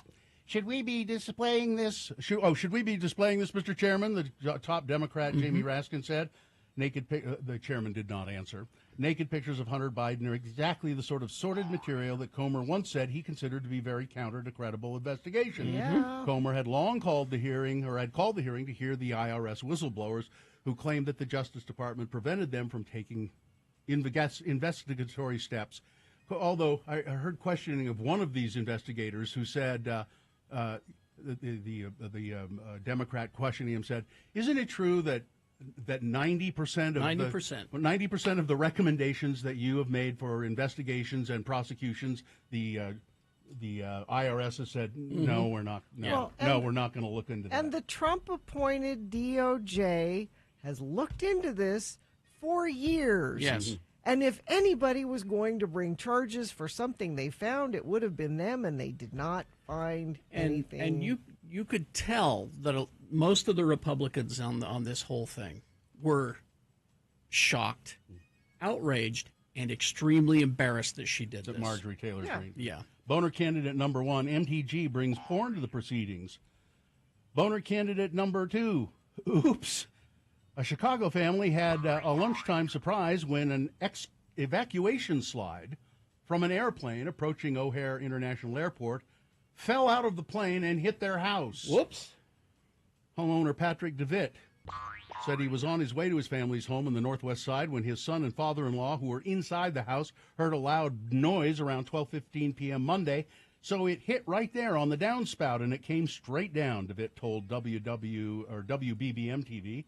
DeVitt said that the slide caused damage to the roof shingles, downspout, and the kitchen window screen before ending up in the backyard. He dragged the slide around to the front of the house.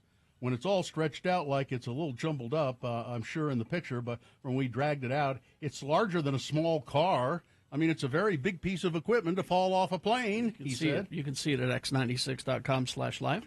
The family called 911 and an FAA administration team arrived. About 30 minutes later, confirmed crews at O'Hare discovered a United Airlines Boeing 767 that had just landed from Switzerland was missing its emergency slide. The FAA and United Airlines are investigating what caused the slide to fall out of the plane. I'm a little bit stunned. I'm just glad that everybody's okay. Just seeing that in my backyard, I mean, like, wow. It really happened. It fell off an airplane, landed in my backyard, he said. Oops. Boner candidate number 2. Coming up in a moment, boner candidate number 3. You can learn to do anything on YouTube. Boner candidate number 3 coming up after this. Big boy news and opinioendo brought to you by... It's basement flooding season. If you have a basement, chances are it's flooded a time or two. Baseco offers permanent waterproofing services for flooding issues. Call today for a free assessment, 801-200-3280, or online at baseco.net. That's BASECO.net. The Cure have broken ticket sale records with their latest tour. Wow. Despite frontman Robert Smith's fight to lower the price of tickets, the records were broken with the band's latest Shows of a Lost World live shows in the U.S. and Canada earlier this spring, which soon became their highest-grossing tour ever and their best-attended tour. The best-attended tour in the region, apparently. As reported by Billboard, the tour, which consisted of 35 dates and kicked off in May, grossed $37.5 million and sold over 547,000 tickets. The final date took place in Miami, Florida, earlier this month. It also reported that the most attended and highest-earning shows on the North American leg was the band's 3-night residency at the Hollywood Bowl in Los Angeles. Wow.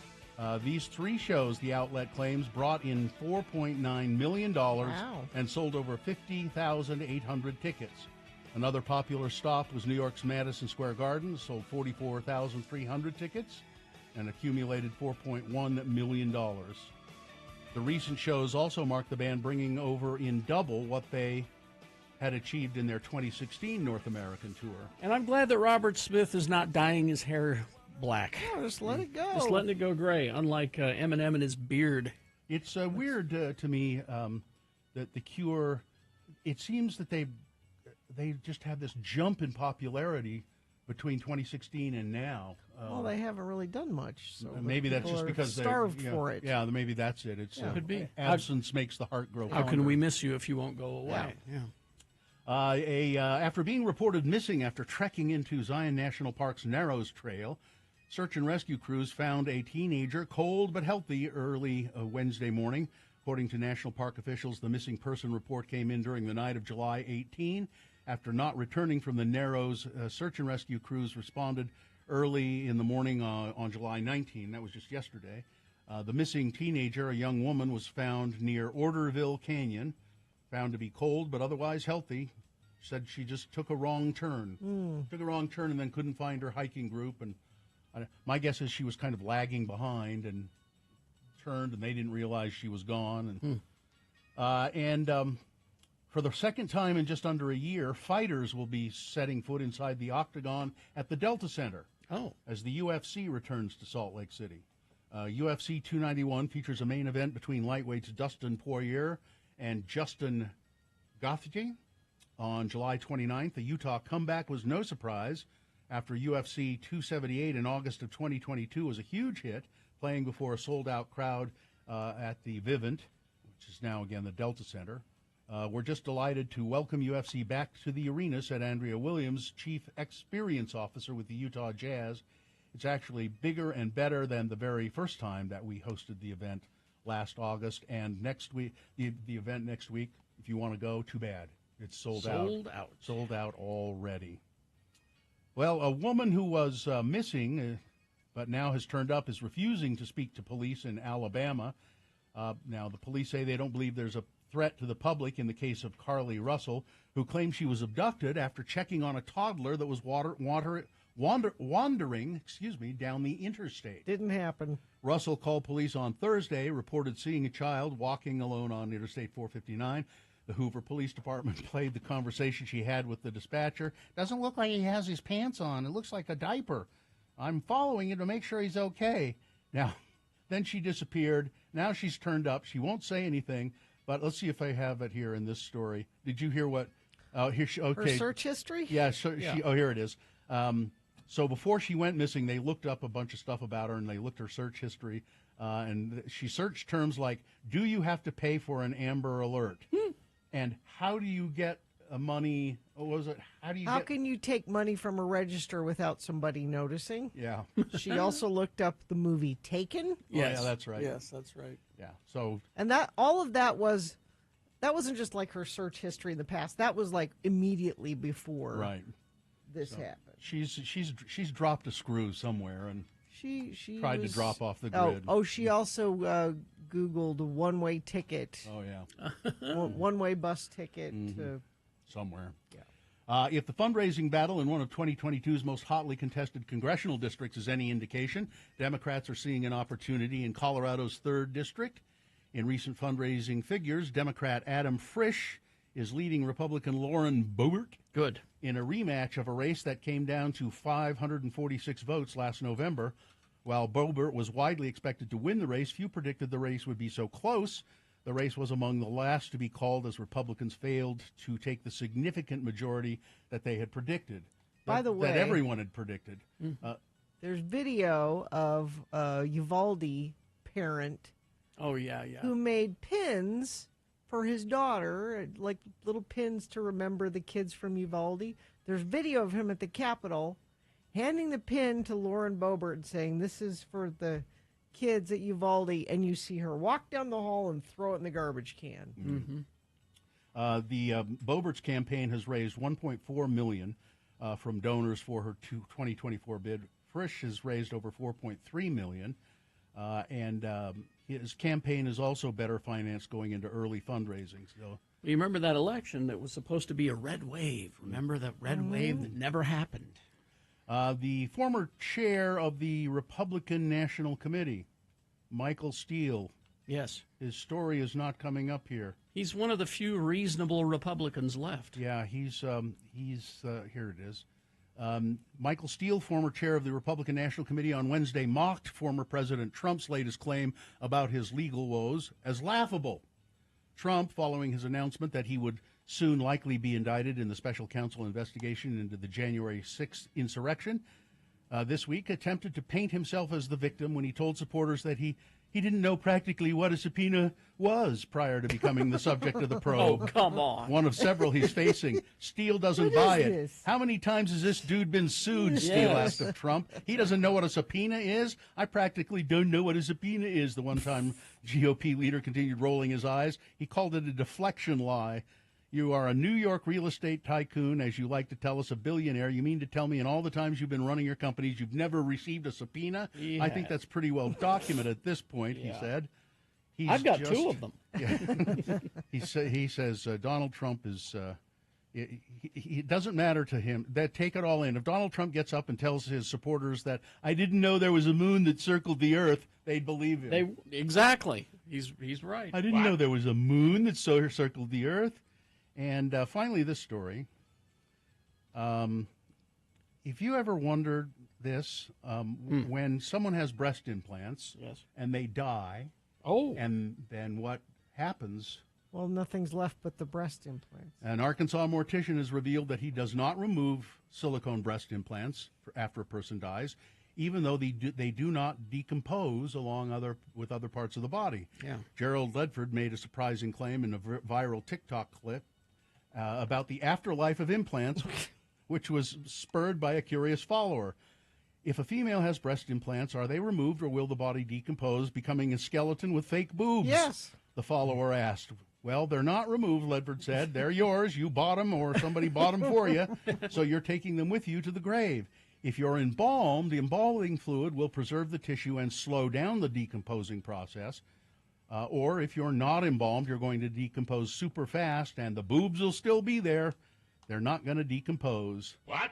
Now, he says he dispelled the myth of that hair and nails continue to grow on a corpse following death. Your body shrinks, and that gives the appearance. That's what it is. Okay. He said the embalming fluid dehydrates you. And then they asked about cremation, and they said, no, they just put them, they cremate them as well. But, yeah, they're yes, they will burn up. They will burn up. But there'll be if somebody said, why do I have the curiosity to see a skeleton with fake boobs? That's weird. I don't know why you have that curiosity. Well, I don't know. I'm kind of trying to picture it myself. It's like really odd. What an odd thing. Maybe I would if I had breast implants. Flesh is gone. They're not. If I had breast implants, I would say, would you when I am embalmed, would you please remove them? Why? Because I don't. Why do you care after you're gone? Well, I guess I don't. What? I paid good money for those breast implants. Someone else could use them. Yeah, let's recycle them. Recycle. Yeah. All right. Well, now, what do I do with my nudicle? My nudicle. Same thing. Same thing. Yeah, your artificial nut. Okay. Yeah. Weather traffic. It'd be a skeleton with an artificial nut. I think I'm pretty sure Sue's going to have me cremated.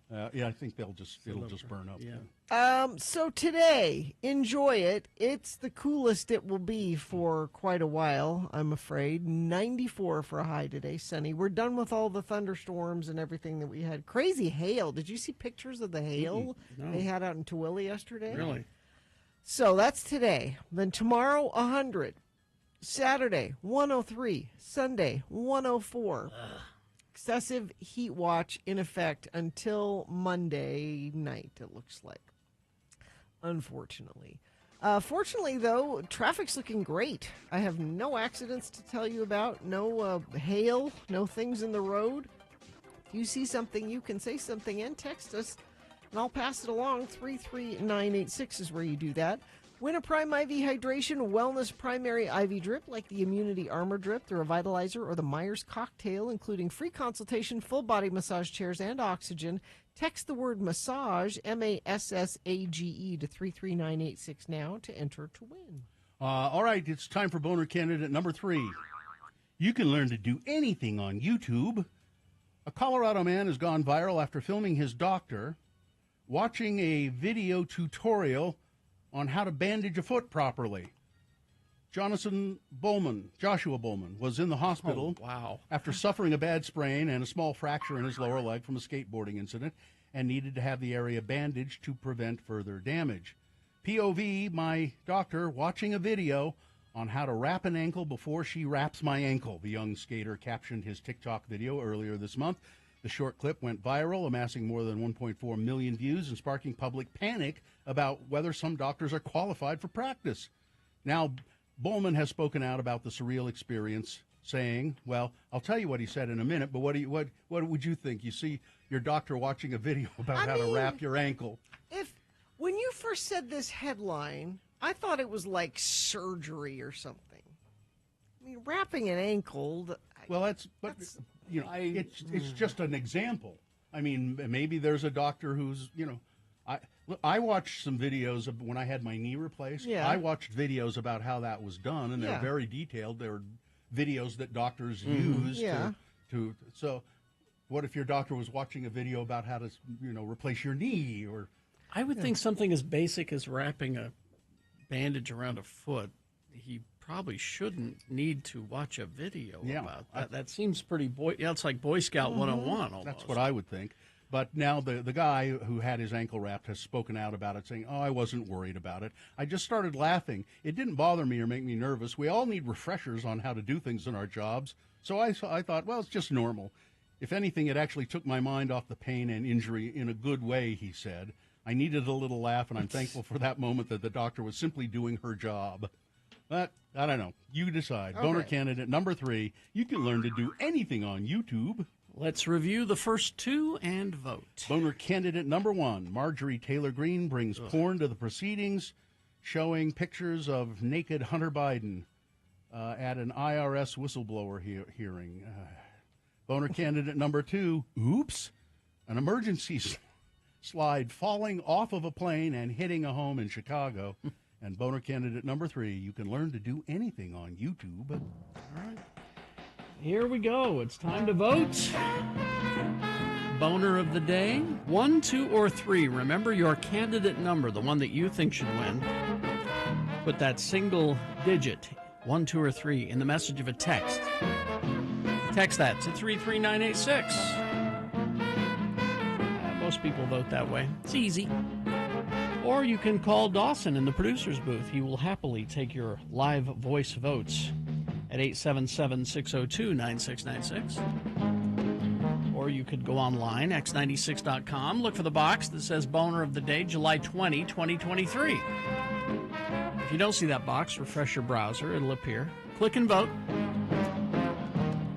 So here's the thing. You've got 4 minutes to vote. Now, as soon as we award the boner, once you hear us award the Boner of the Day, that means that we're clearing out the phone lines and making them available to you for Hello Yeah What, the exciting call-in feature that we invented.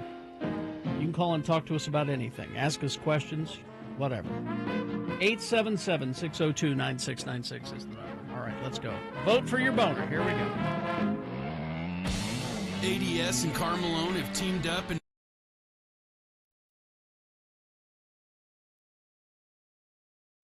So you guys have bidets, right? Mm-hmm.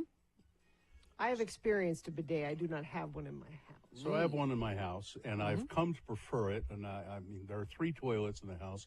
Only one of them has a bidet, and I really prefer it. And when I was having my spine surgery, one of the physical therapy people or something said, "Now the first thing I'm going to recommend is I hope you have a bidet at home, because it'll be difficult to clean yourself up." And I said, "Well, I do." But I wonder if you've experienced this, Carrie. Yes. And maybe you, Gina. It takes you a while to trust the bidet. To trust that it has done its work as it should have. Yes. Don't you have, shouldn't you check to make sure all is well? Well, particularly if you have a bidet which has a dryer on it. Hold it. Before we go any further, let me... It's Poop Chat on X96 Radio from Hell. Okay, go ahead. So, particularly if it has a dryer, which cleans you and then it dries you off. Yes. Do you trust it? Yeah. So for a while, I was not quite sure if I trusted, so I would check. Yeah. But I've gotten to the point where you just assume everything's been taken care of. Pretty damn sure. Wow, you're braver. You're braver than me. Yeah, I haven't had a problem. I have not had a problem. I have not developed that much trust yet. So that I don't have to use toilet paper at all. Well, I'm using less toilet paper. But yeah. I was in the honeymoon phase. There's all trust there. You're willing to try anything in that phase. Yeah. But now that the bidet and I are an old married couple, I know it's doing its job and it's got my back. I don't need to check, so to speak. So. Yeah, I don't know if I could. Although I don't live with one. Maybe if I lived with one, I would get there. But in the times I have experienced them, I'm like, well, that was nice and everything, but I'm just going to make sure. I think you have to get to the point where you trust it, or what's the point? What's the point of even having a relationship with a bidet if you can't trust it 100%? I say stick with your old toilet and your old toilet paper then. Well, again, it's a trust issue. Yeah, exactly. I trust my bidet. Okay. Trust it. I'm happy for the two of you. I know how to position I know how to position myself, and it knows where to squirt. Okay. In any good relationship, that's the case. So. And see, and that's the thing is that I trust but confirm. Yep. Trust but verify. I trust but verify. Yeah. No. Carrie, I'm gonna challenge you over the next little while.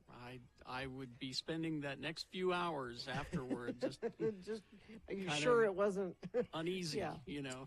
Well, but this is the perfect time because you're not going anywhere. So later on in the day, when it comes time to change your clothes, you'll know. Oh, yeah, I don't have that kind of trust, I'm afraid. I'm glad it's working out for you, though. That's it's a wonderful relationship. Not many things have gone your way lately, and I'm glad this is one that is going your way. And besides, I can't really verify. If you wanted to? Immediately afterwards. I see. Well, so it's sort of you were forced into trust. Well, I'd gotten to the point where I trusted it before that. Oh, okay. All right. Did you make today? Did you make poo-poos? Any poo-poos? That's poison in the body, you know. They're going to put us on a stamp for sure. Reminding him to make when he waits too long and gets plugged up. What is that? What are you doing? It's a signal for poo-poos. You gotta learn the signal. I don't want to learn the signal. Don't make her do the signal, Mom. She has to learn the signal. I don't want to learn the signal. Now this hand is the potty, beckoning the poo-poos, and in they go. Huh? She's not doing it. She's not doing it. If we're having poop chat. It's Poop Chat on X96 Radio from Hell. I don't want to be in Stockholm. I don't want to be Stockholm syndromed into enjoying a toilet. Someone texted.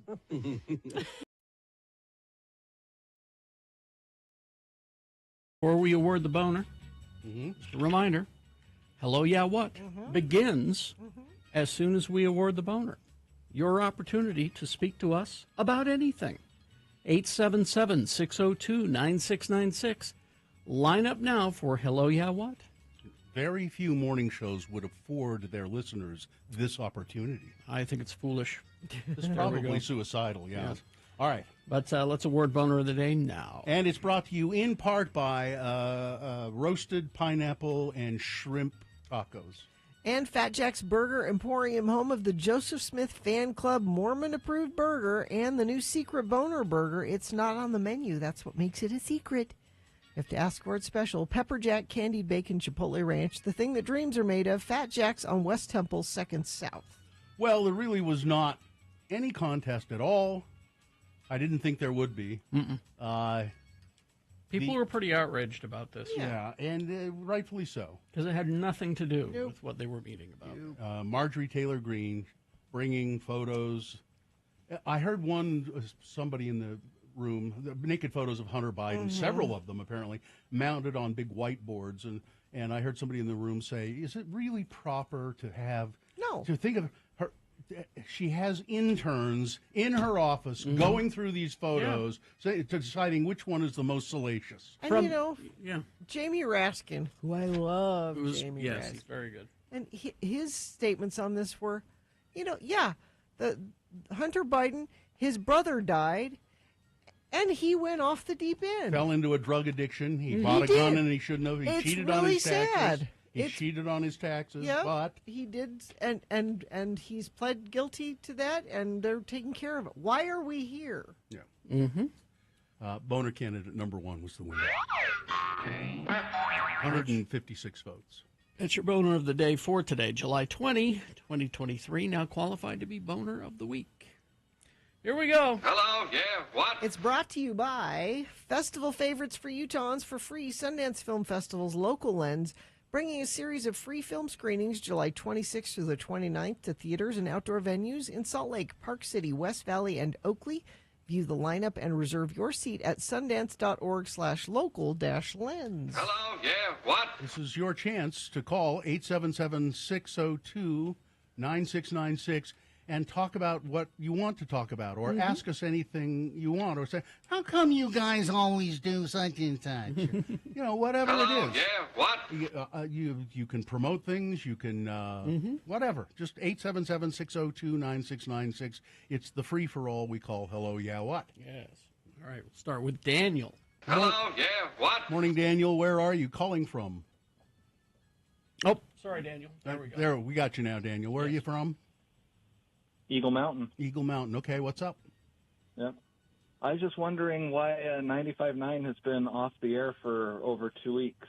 Well, you know, I Hasn't been able to better get get down anything there out and repair it. That's my been gone. That's my That's his fault. job. 94.9 for people who 95.9. No, I mean 95.9 for people who don't know is a translator which boosts our signal to reach, kind of areas that are not covered very well out where Eagle Mountain, for instance. Yeah. And I think some up against the other part of the Utah Valley as well. Yeah.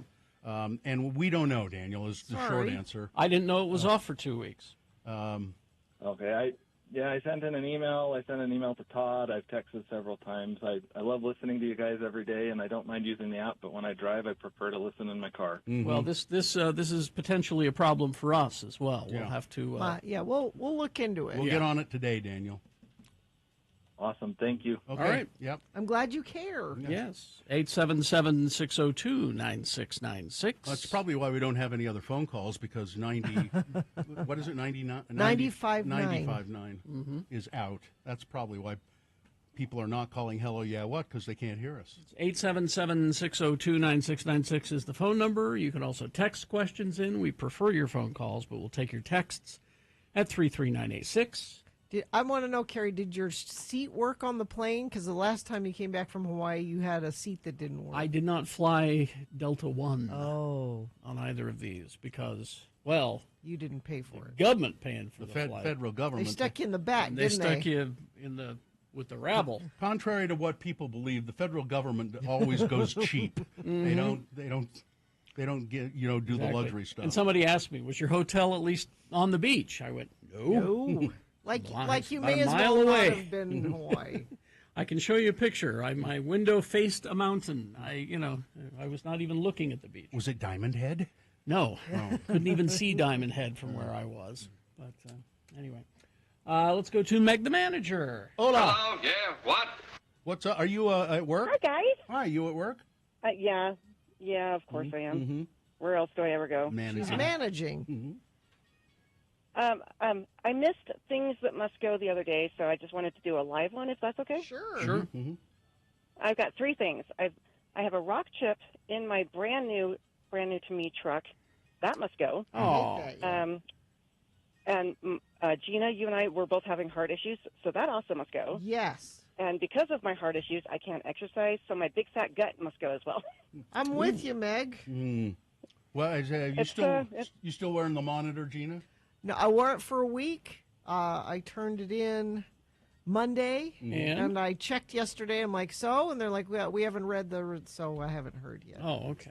I'll let you know. I was told a week and a half. It took me 3 weeks to get my heart monitor back. And Tim the tree guy, we have an appointment tomorrow to go over my results, and then probably another EKG. Well, so rock chips, big fat gut, and heart problems must go. I'm with you on all those, Meg. All Fingers right, Meg. crossed. Fingers crossed. Thank you. See ya. I adore you guys. Thank you, Meg. 877-602-9696. Let's go to Chet. Hey, Chet, where are you calling from? Calling from Salt Lake, Bill. How are you today? Good. Hello, yeah, what? We're all fine, except Carrie's really tired. I'm tired. Well, welcome back, just the same, Carrie. Oh, thank you. Appreciate it. Mm. So, just long time friend of the program. My kids went to a primary Catholic school with Gina. I was starstruck by her. I couldn't talk to her. And Bill had knee replacement surgery recently. It's brutal. Yes, that it first is. week is tough. Uh-huh. That first week's rough. But I mainly called since we're on the Marjorie Taylor Greene track today. Did you guys see that thing that Biden turned into a campaign ad that she did on HuffPost? Brilliant. I retweeted it. Okay, I don't know if the listeners have heard today. I just thought it was important to get out there. Okay, we'll address it coming I'll up. tweet it again. It was brilliant. All right, guys. Yeah, Dark Yeah, Brandon. See you, Chat. Dark Brandon at work on that one. Here, I'm gonna retweet it again. You know, I saw something in reference to it, but I didn't really look at it, so I don't know quite exactly what it is. It's because Marjorie Taylor Greene was going on about, and Joe Biden wants to do what LBJ did. He wants to bring in, and pay for all these things and do all these things and roads and stuff. And the Biden campaign took it and said, yes. That's exactly right. We would like to improve America. We want to make things better. Yeah. Yeah, I did see Hello, yeah, what? All right, we'll continue Hello, Yeah, What in the next break. So line up 877-602-9696. Alden and Miles, hang on, please. It'll take a couple minutes, but hang in there. Let's see. Crash I-15 southbound in Bluffdale. Vehicles on the right shoulder and a semi-truck blocking the center lane at 143rd South. Traffic backing up toward Bangor Highway. That's the only accident that UDOT's telling us about. What are you seeing out there on the roads? You can let us know, 33986. Homecoming Southern Kitchen, home of the best chicken and biscuits in the city, located on the corner of 2nd South West Temple. Reservations available at homecomingslc.com. All right. It's the Sundance Institute presents Local Lens, happening July 26th through the 29th. You get Sundance Festival favorites for Utahns. Best part, for free. Yes, free movies. Sundance Film Festival Local Lens, bringing you a series of 9 free indoor and outdoor film screenings, July 26th through the 29th. The series includes 9 films from the 2023 Sundance Film Festival. Going to be screenings at theaters and outdoor venues throughout Salt Lake City, Park City, West Valley, and Oakley. So if you're a film buff, you don't want to miss these exciting 4 days in Utah, including events for local artists with film intros, Q&As from filmmakers, and actors in attendance. It's like being at the Sundance Film Festival. All of these things happen at the Sundance Film Festival, and this is for free. So it's terrific. View the full lineup. Reserve your seat at sundance.org/local-lens. That's sundance.org/local-lens for those movie schedules. Get ready for the power of Godsmack. Ever since Orange 45 was kicked off of Twitter. Yeah. Permanently. Do you miss him? No. Because here's why. I used to, doom scroll. I used to just go through it and just go, oh my God, what the hell has he done now? Now I get this fun content now. This is why I joined Twitter, was for the fun stuff. That's why I was here originally. Fun stuff like what?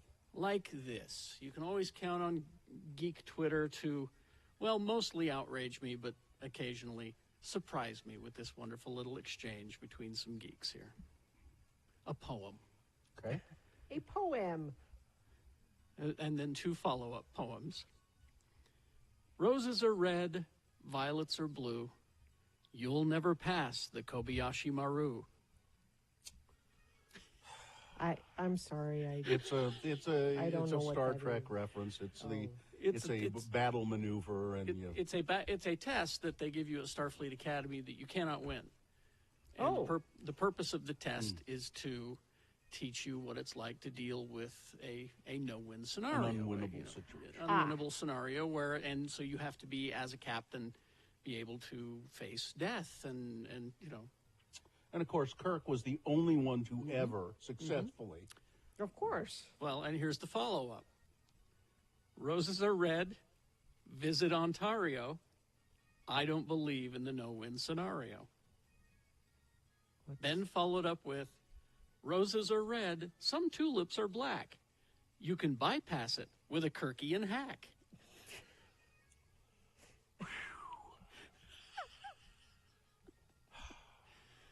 I'd rather have Trump. I'd rather have really? Trump. Yeah. Really? Not me. I will take this over doom scrolling any day. I haven't been doom scrolling lately, so that's nice. I miss the anger. You miss the anger? Yes. I'm relieved to be. Listen, Starfleet Academy's tests are terrible. Starfleet Academy tests are the worst. Try Trump University. Trump University tests superiorly. Simple tests. All right. I think one of my favorite Trumpy things was those stories where he could have been a professional baseball player. Oh yeah, he was the best baseball player they'd ever seen. I was very good. The best, they said. Went on and on. Because that's what I think of when I look at him as professional athlete. People were hard pressed to even remember that he had played baseball in any organized fashion anywhere. Now they did finally find some people say, "Oh yeah, he was." Yeah, I do remember that, but I was being scouted by the pros. People are saying, and I'm hearing that this Mr. Spock is no good. He's low IQ, and his test is stupid. We haven't given we were supposed to give a Tiger Woods update every 9 minutes today, and we haven't done it. Nobody told me we were supposed to do that. Well, it's the only news story that's happening right now, Bill. Because I'm just looking at pictures. They pulled the car out of the woods where he went down a ravine. Mm-hmm. It is amazing he survived that. Yeah, it is. It's just totally crumpled. Now another Tiger Woods updates. Following the story for you every 9 minutes on the nines, a Tiger Woods update. Tiger Woods is fine. He's just fine. I mean, not really fine. Not like fine. He's. I did your Ashley Judd story, and you weren't even here. I was. My camera's just not. Are you here now? Yes, yeah, I I'm can't right here. Where? I'm right here. I can't. Over here. I don't. What? Right here. No, I don't. I'm in your head. I'm in your ears. I don't see you. You know, I've got an old camera that you can mount on top of your computer. One of those old ones, you know. Yeah, but then I look like I'm being filmed on an old camera, right? No.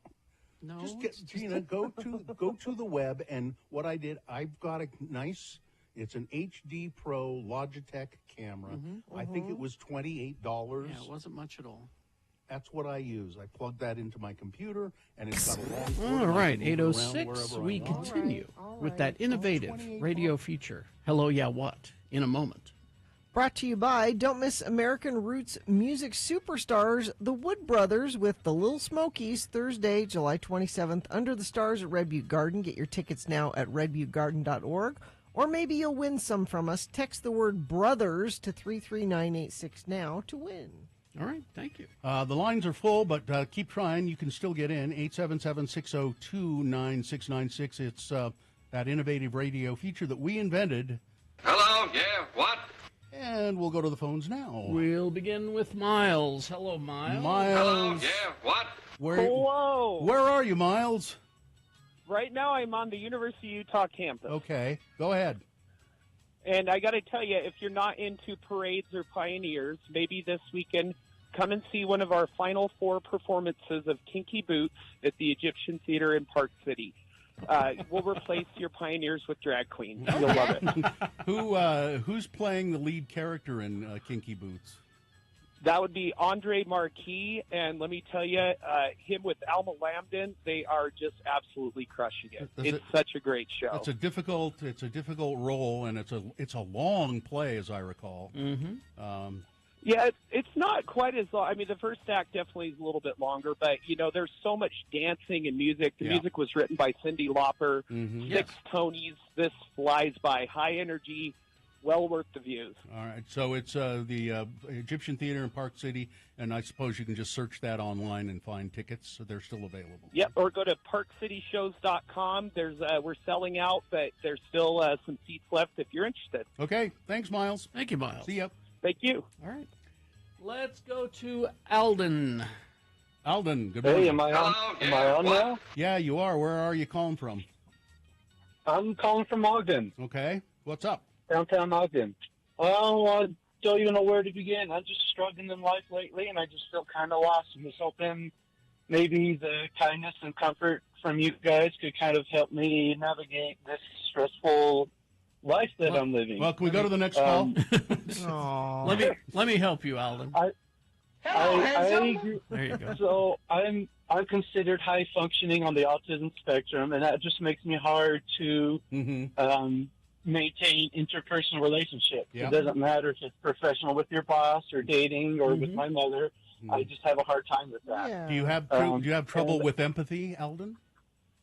Sometimes, yes, but that's not really the point of the call. The point of the call is I'm struggling with the job that I'm at because of my autism. So I am a direct support professional for this company. I don't want to say the name of the company just in fear someone might be listening. But I'm not talking about the company. I'm talking about the job. It doesn't matter if it's for Chrysalis or Turn or whatever company. So I'm a direct support professional.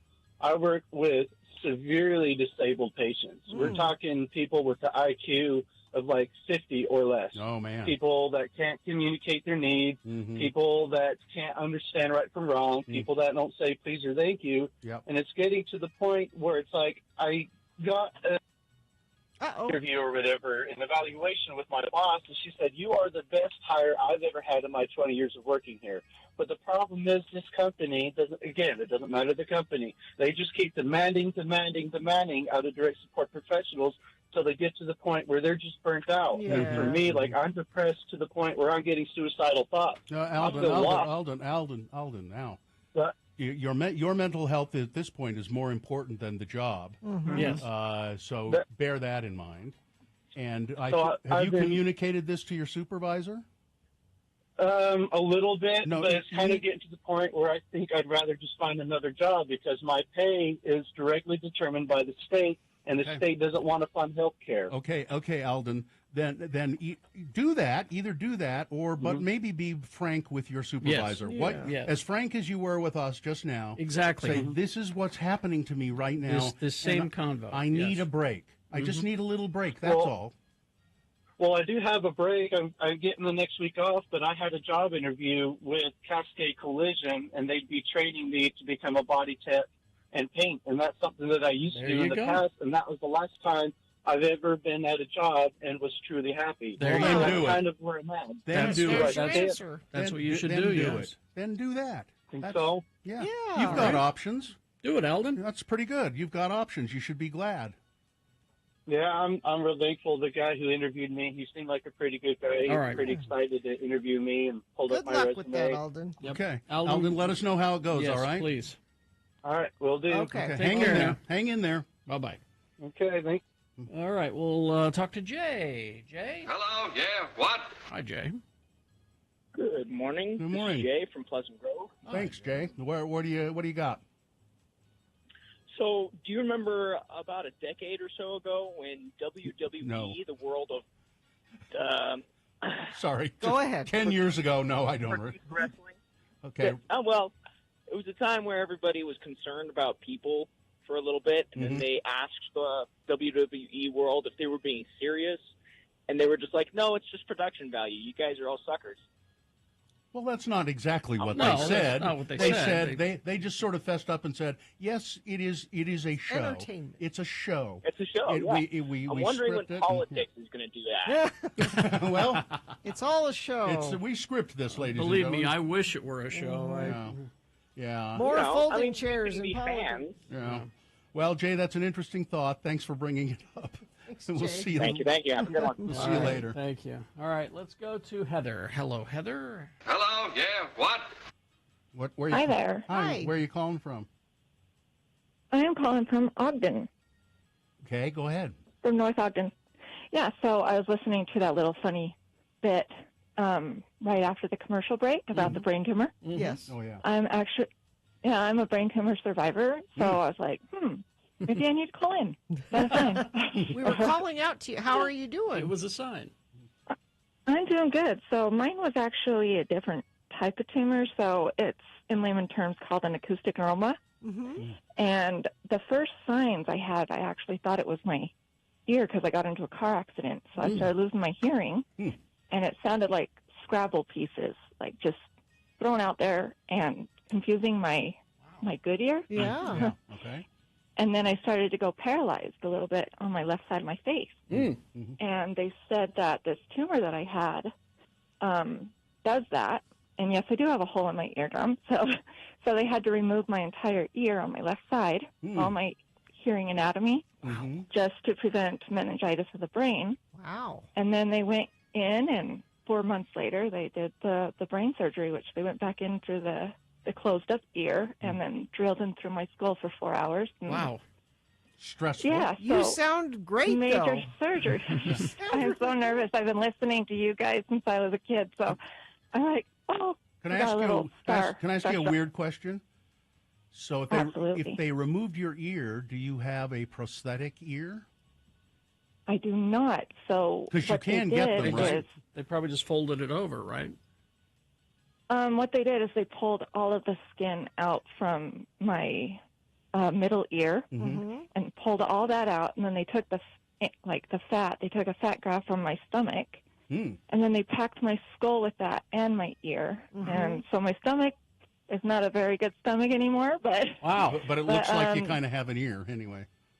People continue to talk to me on the shaved side of my head because they think that I can hear them better, but I'm very deaf, 100% deaf on that side. And then you can't tell where sounds come from, so I'm chasing my phone all over the house. Wow. But the good news is that I can get into national parks for free because I can't tell where that bear is coming from. Well, there you go. I'm glad you found Where is Ranger Kate when we need her? There's All a right. positive. Heather, congratulations, Heather. Way to go, Heather. Thank you. I'm glad you called. I'm doing good, and I just wanted to pass that on in case if somebody else is having a hard time hearing All right. in one of their ears, and it's all confusing. So. And Heather, I mean this sincerely. Hello, yeah, what? All right. See you later, Heather. Thank you. Thanks. Have a good one. Bye-bye. You All never right. know what you're going to get. Exactly. Wow. That was a... Hello, yeah, what is like a box of chocolates. That was definitely... Crash I-15 southbound in Bluffdale. Vehicle on the right shoulder. Semi-truck blocking the center lane at 143rd South. Traffic is backing up toward Bangor Highway. Also, report of a vehicle on fire eastbound I-80 approaching 72nd West exit. That's about 4 miles east of Saltaire. If you're seeing something, you can say something. Text it to us, 33986. All right. Beat Gina is happening. We've got some messages and a song, and then we'll play Beat Gina. And it's multiple choice, pop culture trivia. And when you beat Gina, you will win. Tickets to see Jimmy Eat World and Manchester Orchestra on July 23rd. Oh, Jimmy Eat World tickets. Easy to win. Call 877-602-9696. We do have some messages and a song. But the sooner you line up, the better your chances of playing Beat Gina and winning those Jimmy Eat World tickets. Nice. Park City Culinary Institute. How cool is it to know how to cook? A lot of people don't know. It's really, well, it's sexy. All right, I'll just say it. Yeah, I watched The Bear. I think so. It's sexy to see somebody in a kitchen, male or female, cooking. It's just sexy, and that's the way to a person's heart is through their stomach. So that's why we should all learn to cook. Anthony Bourdain would agree with this. But cooking can be stressful, and that's why you've got to get your kitchen game together, and Park City Culinary Institute can do that.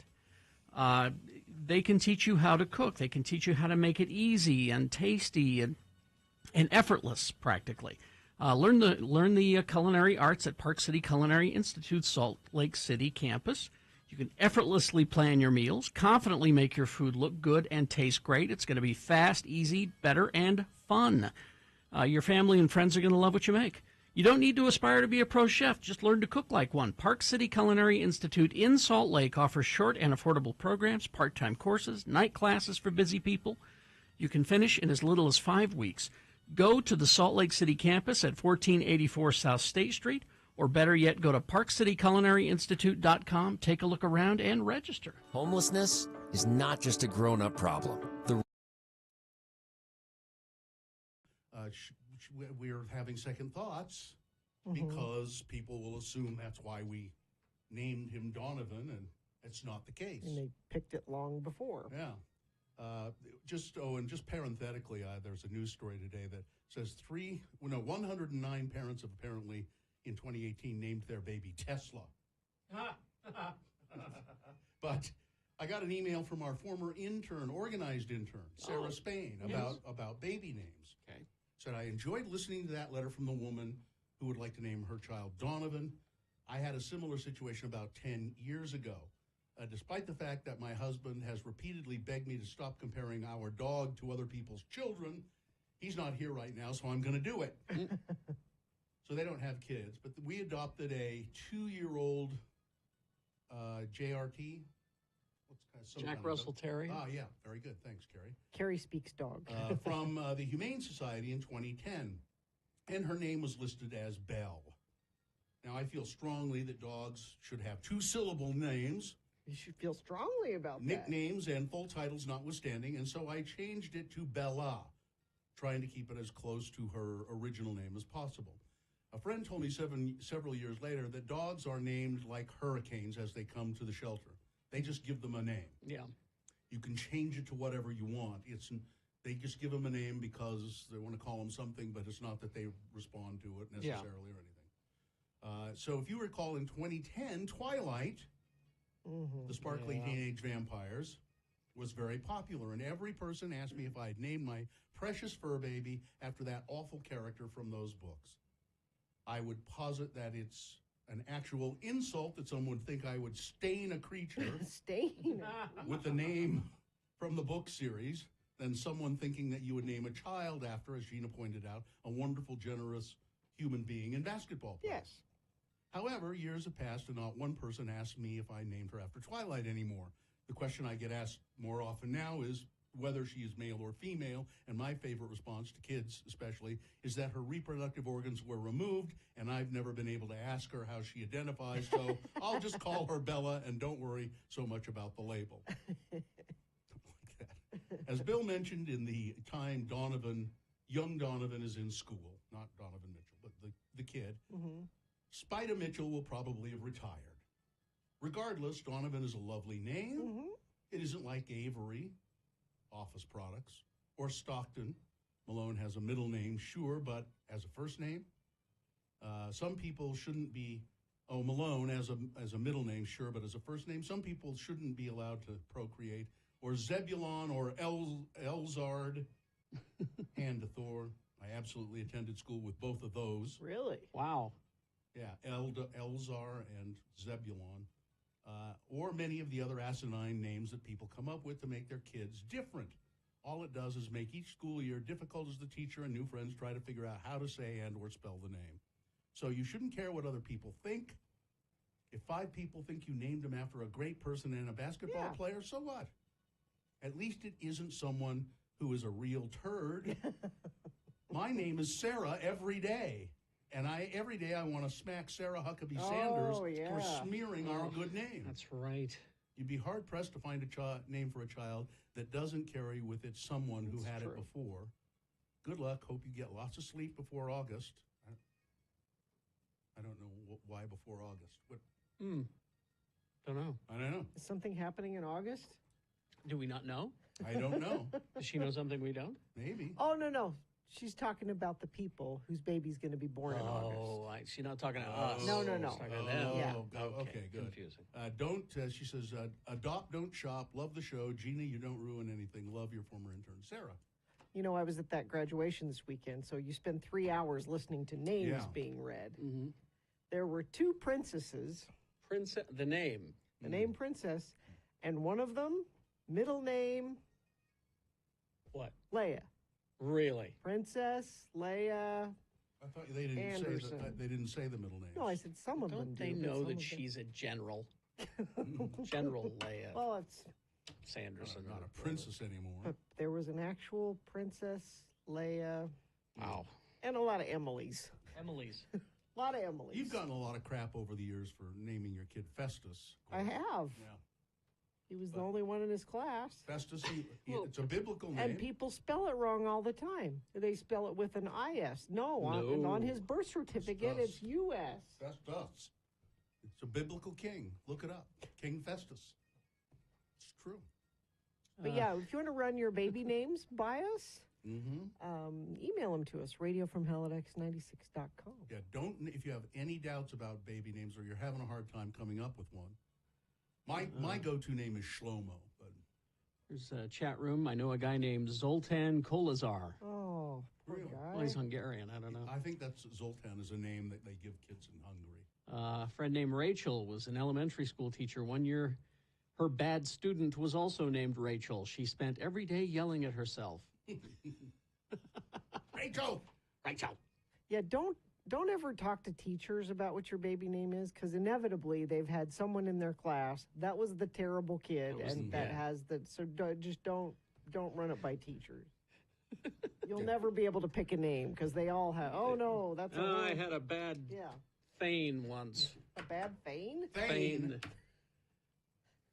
Thane. Thane. He was a bad kid. Thane. That's I pulled Thane out because someone in the chat room says, I love my son's name, Thane. Thane. Oh, is Thane a Utah thing? No. Are there Thanes everywhere? Are there Thanes? Yeah, I think so. It's not common, but it is. I feel like it's a Utah name. No, it isn't. And I don't know why, and don't take this personally if your name is. I've never cared for the name Nathan. How do you feel about Nate? Nate's all right.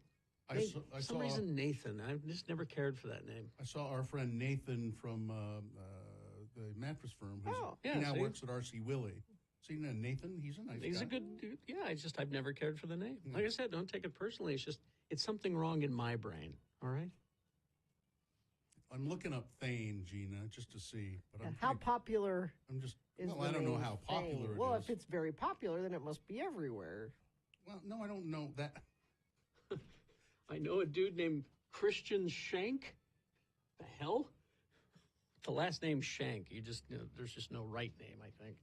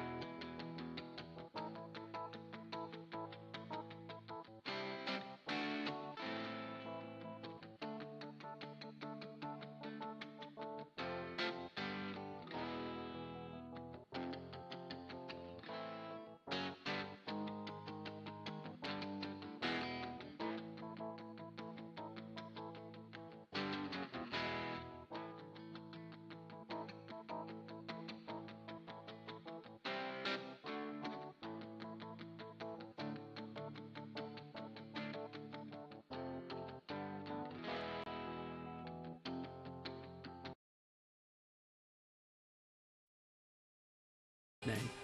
Voices carry. Voices carry. Thank you, Texter. I appreciate that. It's till Tuesday. Beat Gina brought to you by.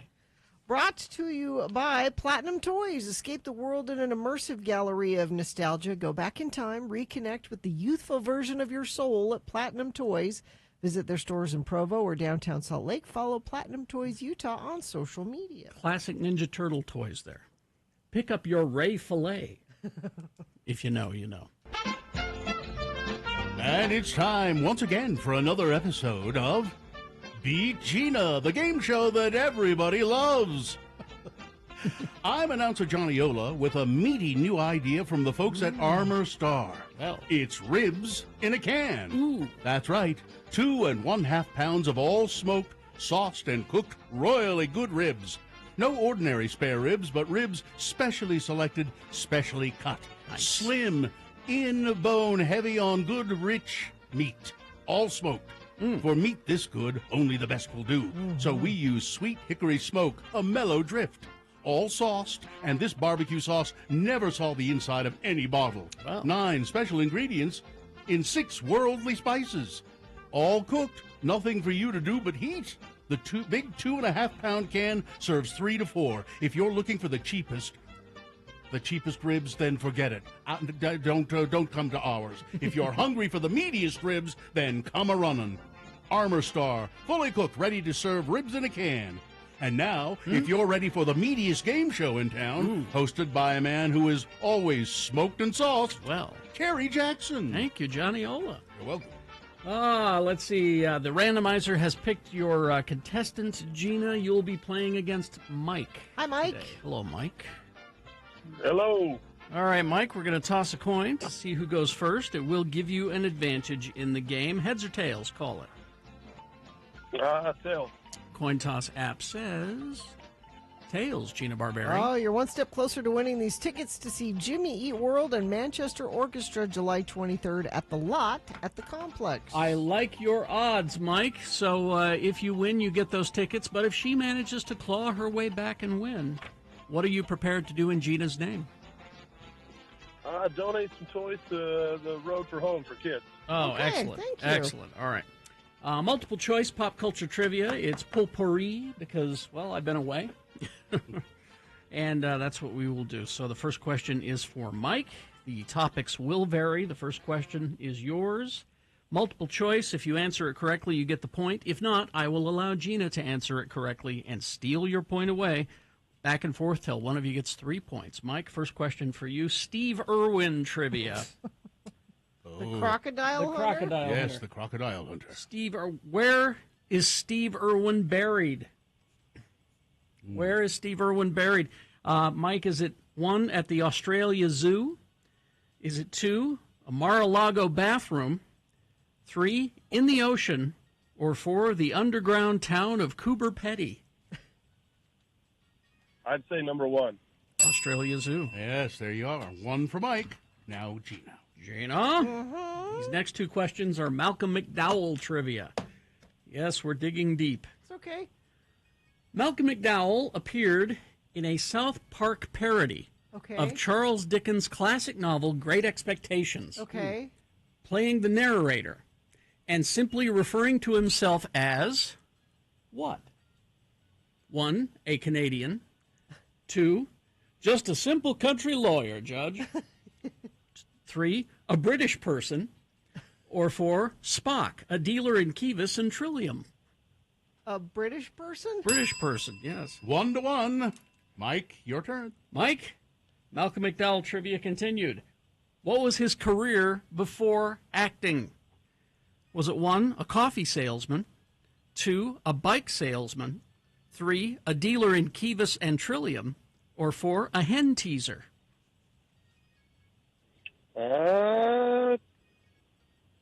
Let's go number 4. A hen teaser? A hen teaser? Is that? No, I'm sorry. Do you want these tickets, Mike? I don't think he wants them. I have no idea. He's not even sure himself. Bicycle salesman? No, coffee. No. Coffee salesman. Okay. Coffee salesman. All right, it's still 1-1, knotted up in this tense contest. And I believe Gina controls the question. Gina. Yes. Harrison Ford trivia. Okay. His name in credits were originally Harrison J. Ford until 1970, so as not to be confused with who? Because when you're an actor, you're in the unions. Yep. You have to have a name that is unique, and that's why a lot of them use their initials. But he was able to change from Harrison J. Ford to Harrison Ford, so as not to be confused with who? A silent actor with the same first and last name. 2, the Harrison Ford at the Industrial Light and Magic Special Effects Supervising. 3, a pineapple. 4, the new Harrison Ford Fusion, $29.99 miles per gallon highway, lease to own for $10 down. I'll say a silent film. Silent film actor. All right, 2 points for Gina, only 1 for you, Mike, but you do control the question. Another Harrison Ford trivia question, Mike. Harrison Ford almost appeared in Jurassic Park. Why was Harrison Ford not in Jurassic Park? Was it 1, he argued about the accuracy of the story? I mean, the Earth is only 6,000 years old, after all. It's true. 2, he turned down the role of Dr. Alan Grant. 3, he turned down the role of Ian Malcolm. Or 4, he has herpetophobia, a fear of reptiles, couldn't be on set with giant fake ones. I believe he turned it down, but I'm not sure which one. I think number 2. Alan Grant, he turned down the role. That's 2-2. Nicely done, Mike. Gina, now, though, you control the question and could win with this query. Yeah, I could. Gina, Blair Witch trivia. Okay. What was the film's original title? Oh. Was it 1, The Blair Clown Project? Okay. 2, The Black Hills Project. 3, The Lost Woods Project. Or 4, The Blair Warner Project. The Black Hills Project? Black Hills And Project. Gina wins the game, Mike. That's really too bad sorry, for you. Mike. Don't you feel foolish? Oh, Mike seems like a nice guy. Mike, you're a nice guy, right? Sometimes. Well, if you He's honest, at least. if you try to be a nice guy more often, I'll go ahead and give you these Jimmy Eat World tickets. How about right. that? I can do that. Hang on the line, and we'll tell you how to get there. I have to go. I'm smoking some ribs out in the lobby. Ooh, I wondered what that was.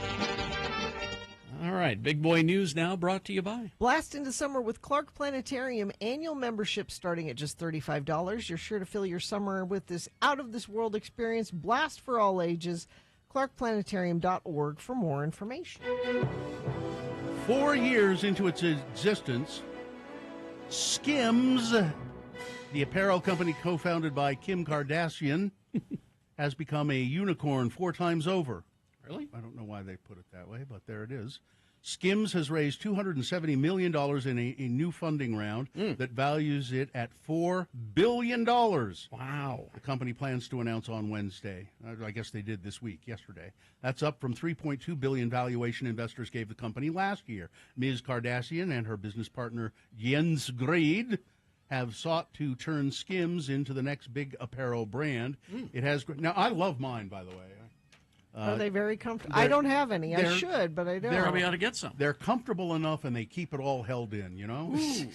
It has grown quickly. We're so proud of it, said Ms. Kardashian in an interview. We have had a really good flow of product launches. The company started as a stellar shapewear to help customers fit into body-hugging clothing, but shapewear no longer represents a majority of their sales. Skims has expanded into an array of clothing categories, including loungewear and swimwear, and they plan to branch out into men's clothing this fall. I've been wearing the ones designed for women, and they don't fit quite right. Not quite the same. So hopefully, I had a story yesterday, and I think I trashed it. I couldn't find it this morning. There was a young woman who was shot at and hit with bullets 4 times. I forget the circumstances, but she says she was not killed, and she believes it's because she was wearing Skims. They're bulletproof? Is that what they're saying? They slowed the bullet down, apparently. That's what she said. Well, they're magic underwear, aren't they? Yeah, I guess so. We'll go on. A missing 12-year-old Salt Lake City girl who had run away from home Monday was found at the home of her boyfriend, who is 13 years old. For nearly 36 hours, police searched for the girl after her family reported her missing at 6:30 p.m. Monday after she was last seen at Glendale Middle School. During an investigation, it was learned the girl may have run away from home instead of being abducted, and video footage showed the girl walking along a street with her 13-year-old boyfriend.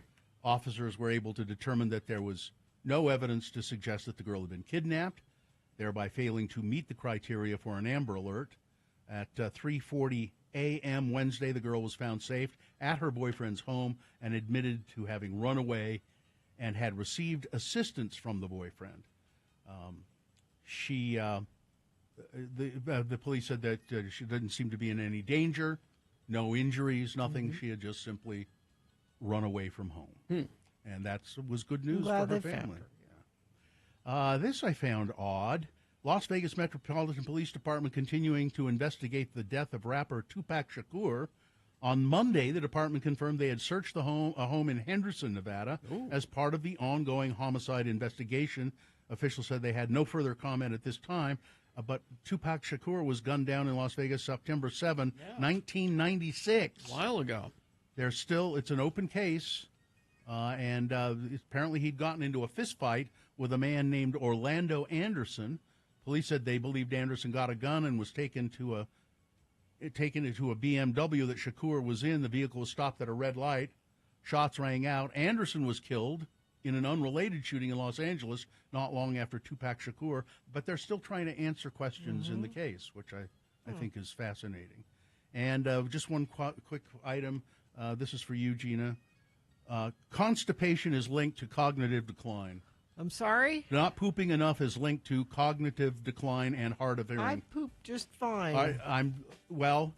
This would explain why I'm a genius. All right, that's it. Let's pull out some Tupac. Yeah. Man, he was good looking. Yeah. Yeah, he was a handsome man. Like one of the best. Oh, yeah. Good looking guys handsome young guy. Absolutely. Okay, sports weather traffic. Well, it's the 2023 Utah Days of 47 rodeo happening, and there's no hotter barrel racer right now that you guys know. Brittany. Oh, she's great. Patsy Tanazzi. Who? Brittany Potsy Tanazzi. Who? She's from Texas. She's the hottest barrel Right. racer right Well, that's why I haven't taken any of my hats in, because it is Rodeo Queen season. You were told that. Yes. Potsy Tanazzi? I'm pretty sure that's how you pronounce her name. What? Pozzittonozzi. Tanazzi. Potsy Tanazzi. I wonder what is that? I wonder that. I Yeah. don't know. Okay. Go to the rodeo and find out. And ask them. Yeah. World Cup, you've got New Zealand over Norway 1-0, Australia 1-0 over Ireland.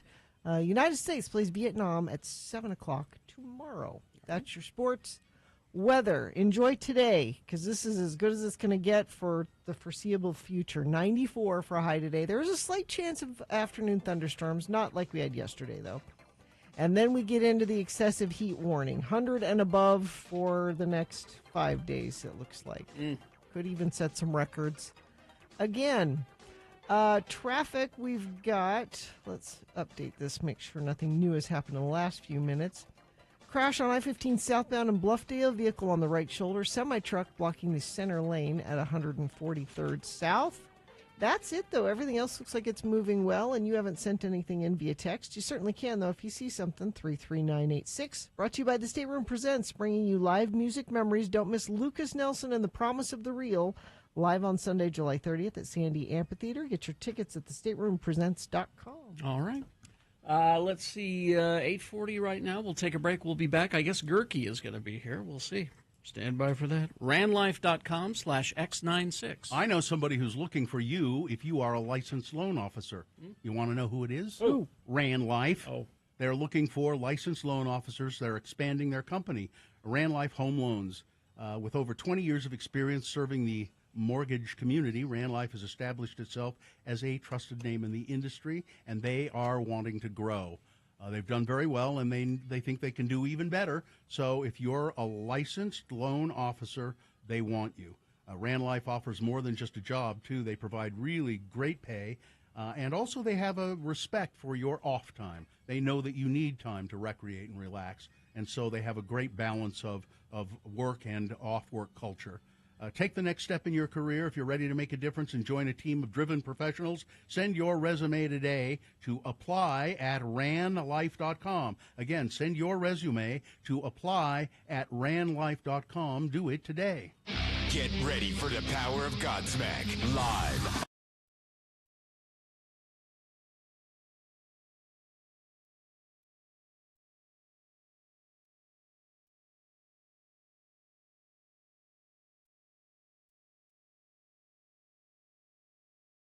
I wonder what happens when I discover things like this and how it happens.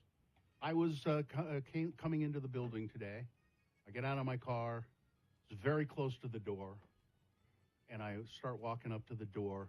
And there, right in front of the door, a pair of men's underwear. Yeah. Dirty underpants. Dirty underpants lying there on the ground. The tidy whities? No. Boxers? So kind of boxer briefs, those kinds. Those kind, yeah. But had seen better days as far as I could tell. And I just at first I'm not going to touch it. No. You know, but what's the story there? Think of what that person must be going through. That I know we have there are people down there who sleep in that area in the breezeway. I haven't been there for a while, but there have been people sleeping there. But did this person stand there and take off their underpants and drop them, or were they extra underpants that they dropped as they were walking by? Fell out of some. It's just like, It is kind of getting a little grimy in Salt Lake here and there, isn't it? It is. And I don't know what I particularly can do about it, but it's the big question. I think everyone would like to know what we can do to help these people, and it's not any one thing. It's a lot of different people experiencing a lot of different problems. That's why Rocky Anderson says he's running for mayor again, because of all of that stuff going on in downtown. it's like, I think Carrie said when we brought that up, great, Rocky, what are your ideas? Yeah, what's your idea? Why, instead of running for mayor, why don't you just help us now? What? Yeah, you don't need to be mayor to help. Step on up. And Salt Lake's a different place than it was when he was mayor. And I get the impression that Mayor Mendenhall is trying to do everything she can. Yeah. To address this problem. She doesn't think Salt Lake should have to shoulder the burden of doing everything. It's part of the problem Yeah. because the homeless people are in Salt Lake, but it becomes everybody's problem because the capital is here, and the people who come from there are a lot of people who come from outside of Salt Lake to work here, and they go, "Oh, it's icky here." Well, then help out. And Rocky's saying, well, it's simple. If they need mental health, we get them mental health. Oh, and okay. If Nobody ever thought of that before. If they need help with addictions, we'll get them help for that. And if not, they'll just go to jail. Well, jailing them does nothing. No. Then they just let them out of jail and they go back out on the street. And all that stuff costs money, and who's going to pay for it, and where's the programs, and who's going to... I don't disagree that we need all of those things, but it's not as simple as just saying, well, if they're on the street and they don't have an addiction and they're not mentally ill and they're just outside, then we'll put them in jail. You can't just put everybody in jail. And you can't get a job unless you have an address, telephone, all that stuff that costs money. Well, and these satellite homeless shelters were supposed to solve all the problems, get the homeless people out of the Pioneer Park area, get them out of that Rio Grande area, get them out of there, and that should help. And the main reason that they wanted them out of there is because of business. Is business. Yeah. Yep. That's some prime land right there. Part of it is, and I don't know how you ever deal with this, some people prefer to live that way. Mm-hmm. For whatever reason, that is their preference to...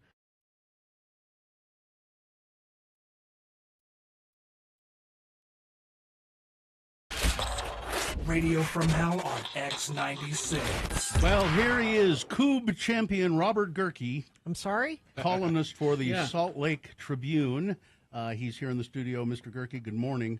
Gehrke was telling us off the air that he was in Wisconsin. It sounds like a joke. He was in Wisconsin for the Coob World Championships. And Wisconsin, I see here, has declared itself as the Coob capital of the world. It is the Coob capital. Well, I don't know what this is. Well, we'll get to that. We'll get to that. It's not a joke. It's actually something fascinating. But let's talk about a couple of your columns here, first of all. Sure. Sorry, I ran into Johnny Ola on the way out. He gave me a can of ribs. So I've got barbecue. Did he? Yeah, covered in barbecue sauce. They're delicious. I think they may have been expired. But so I was out for a while, like you said. So I'm catching up a little bit, but.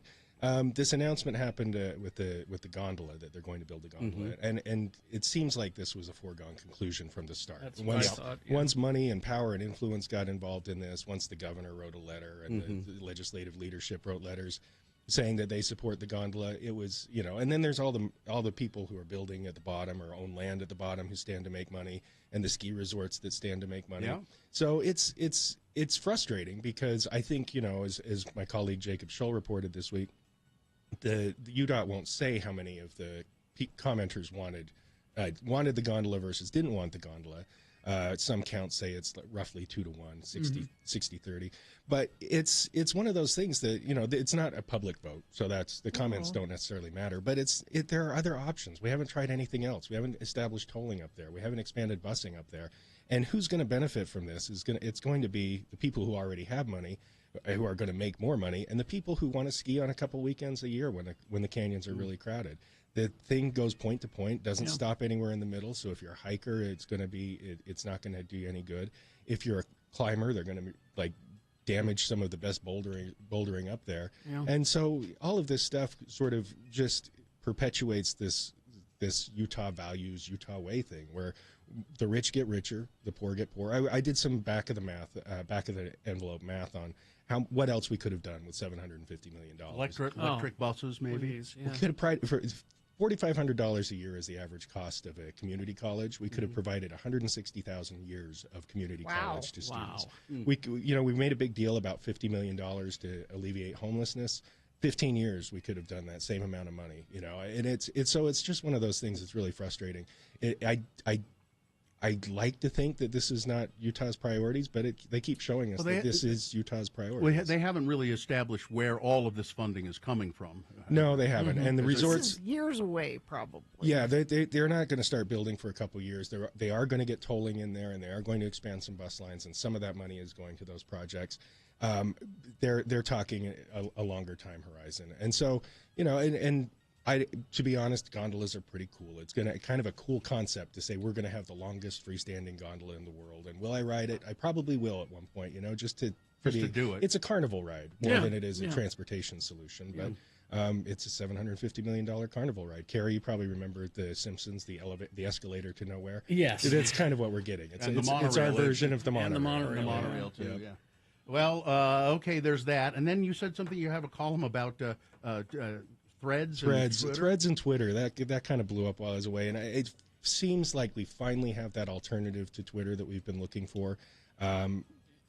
It's not like Mark Zuckerberg's our hero in this. He's never really a hero, but I've been so frustrated with Twitter and all the antics from Elon Musk, but also just the usefulness of the platform is deteriorated, because now it's mostly like white supremacist hate speech that I don't subscribe to.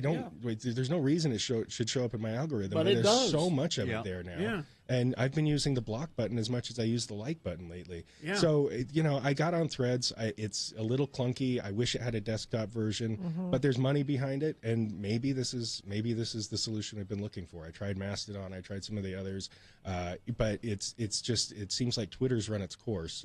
It's turned into kind of a sewer. Well, I'll go to Threads as long as Cat Turd isn't there. I haven't seen Cat Turd, but maybe, Oh, he was crying the other day about how he's not getting paid, and he should be. Yeah, for all of his Twitter work. Exactly. Yeah, his genius. People aren't recognizing his genius. I'm on Threads, but I haven't done anything with it yet. I opened my account, but I haven't. I need to step in there. Well, and that's the challenge, because, we saw Mastodon kind of blow up, right? And then it kind of went away. People just stopped using it. So it's got to be something not just different, but better than Twitter. And that's what I was waiting for. It's got to differentiate itself a little bit, and it's got to work out some of the bugs. I mean, for my use of it, I need it on a desktop. All right. Now let's talk about Coob. Let's talk about Coob. I thought you were kidding. You said I was in Wisconsin for the World Coob Championships. It's just national championships. No, national championships. Yeah.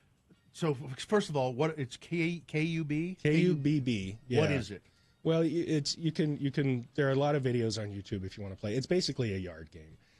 They call it Viking Viking chess, because it's a strategy game in some ways, but the legend has it that the Vikings used femur bones to knock over the skulls of their foes. That didn't happen. I don't think that Probably happened. not. But now it's blocks of wood and batons, and you're 8 meters apart, and you try to knock over their blocks of wood. Are you good at it? No. Turns out. Well, so first of all, how did you ever find this and get playing it here in Salt Lake Honestly, City? my friends have a place on the lake in Wisconsin, and so I was out there 2 years ago this time, and we came across this and thought it was really cool, so we've been playing for 2 years, and they were back there this year, and it's not, just to be clear, there's not like regional qualifying tournaments. Oh, okay. You basically sign up and go play, and we, but there's some great players. I mean, the team that won the World Championships last year, I think finished 4th or 5th this year. There's some great players. One of my friends beat him actually in one of the matches. So it's a fun game, but yeah, there are people who are much better than we are. I'm looking at pictures of the play, and I think I'd rather play this than pickleball. Well, you get to hold a beer in one hand while you're throwing these batons. It's a fun game, and we've been playing it in the park and on Liberty Park every weekend or two, and just kind of trying to get a little better at it. But there's some great players out there. You buy a Coob set? Yeah, they're about $40 on Amazon, or $50. It's basically 4x4s sawed into about 6-inch pieces, and the batons are big fat dowels. And, you know, you mark it off 8 meters by 4 meters, and then, you know, it gets more complicated. The rules are more complicated. There are than I can subtleties to explain the here. game. Yeah. But it's basically throwing wood at wood, as my friend Now, said. were you watching the tournament, or were you participating? I was participating. And how did you do? Les Salty Batons, kind of disappointing finish. We lost. We had a tough. Oh, you draw. have team names. Yeah, we had okay. team shirts. We had team names. It Oh. was a big deal. We lost our first 2 matches, won our third, lost our fourth, and then we should have won our fifth, but we kind of choked. So that was it. We were out. So Sorry. 1 and 4. It wasn't the performance we were. Was there a cash prize involved? I don't know. I was worried, though. I mean, it's kind of a good thing we didn't win, because I didn't want to have to bring the trophy back on the plane. I would have had to check a bag. It would have been a real pain in the butt. So, it's a good thing you didn't. It was good that we didn't win. But this is a game. You could make this stuff. You could make it. Gurky is a nerd. Gurky is a nerd. Well, yes, I mean, it's kind just of. it is just wood. It's just wood, yeah, and they paint it up a little bit, but yeah, it's just blocks of wood. And yeah, you could throwing make it. batons at it. But It's- I'm sure you get the sets, and they're nicely sanded, so there's no splinters. Some of them are. If you want to spend a lot of money on one, you can get nice painted, hand painted ones and stuff. Or you Call can get me, one and call paint it me yourself. when they make them, whittled into the shape of femurs and skulls. That's a good idea. I'm going to do that. We were talking this week about putting together a Coob League, because in Eau Claire, at least, in a lot of the Midwest, it's a big deal. Yeah. They have like league nights every week, and they play it all winter long. And that's why they're so good at it, and that's why Eau Claire's the Coob capital of the world. It's kind of like curling in a way. It's another game that you can kind of play with a beer in your hand. Yeah. It's definitely a beer friendly game. I mean, yeah, it looks like it wouldn't be expensive to make your own set. No, play it in the backyard. Yeah, and it's fun. I mean, kids can play it. There was a teen tournament the day before, and there were some 6-year-olds, these 6-year-old twins playing. Their parents won it all last year, but the 6-year-olds are pretty good for. So it's for K- the KUBB. KUBB. Look it up. Says it continues to grow in popularity throughout the United States. Boy, I bet. When we went 2 years ago, there were about 50 teams in it. This year, they capped out at 128. Jeez. So it's kind of blowing up. It's a big game on the river. A lot of my river friends have played it, because you can, as long as you have a little patch of beach, you can do it there. Oh, they're sort of yeah. There are really subtleties in the rules, it looks like. Yeah, it gets a little complicated. All right, Robert Gurkey, write a column about Coob. All I right, think you should. Fear and Loathing in Eau Claire. Yeah, there you go. Read Gurkey stuff in the Salt Lake Tribune, sltrib.com. Nice to see you, and good to see you all. Thanks for introducing us to Coob. We'll see you. Take care. Traffic. Okay, so still a little bit of slowage. I-15 southbound in Bluffdale. This is due to an accident that happened about an hour ago. I'm still seeing on the UDOT website there's some slowage through there. That's it, though. We've had a really great commute this morning. Not much going on. You can certainly text us if you see something. 33986 is where you do that. Join Loveland Living Planet Aquarium for Shark Week, July 25th through the 31st, for some jawsome activities.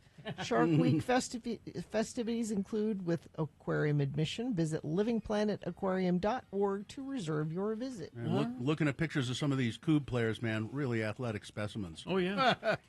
We're going to take a break. We'll be back after some messages and a song. It's the Boner Recap. Easiest contest that we have. All you have to do is tell us who won the boner this morning. I mean, we told you about an hour and 15 minutes ago. And you'll win. Well, it's a Fat Jack's Burger Emporium Boner Recap. You get a $25 gift certificate. All right. 877-602-9696. Call, line up to play the Boner Recap and get that food. Snowbird Ski and Summer Resort. Man, what I really like to do in the summer is just go spend a couple of nights up at Snowbird. It's cool. There's always a lot to do. The summer activities at Snowbird, the mountain coaster, the Alpine slide, and now, and I haven't done it yet, the tram. You can ride on the roof of the tram. There's a balcony you can ride up on. I just can't imagine. Get discounts when you purchase an all-day activity pass online at snowbird.com. How about some of the summer lodging packages? They're really great. The Cliff Spa Discovery. You can go to a 60-minute massage at the Cliff Spa and have access to the roof pool, or dine and stay. Head up to Snowbird for a great dinner and get a $125 dining credit per night of stay. It's just a wonderful place to be in the summertime. Snowbird.com for more details and to book your reservations. Again, staycation at Snowbird, snowbird.com for more. KXRK Provo. Carrie, Bill, and Gina here. We have something exciting to tell you. You can join us.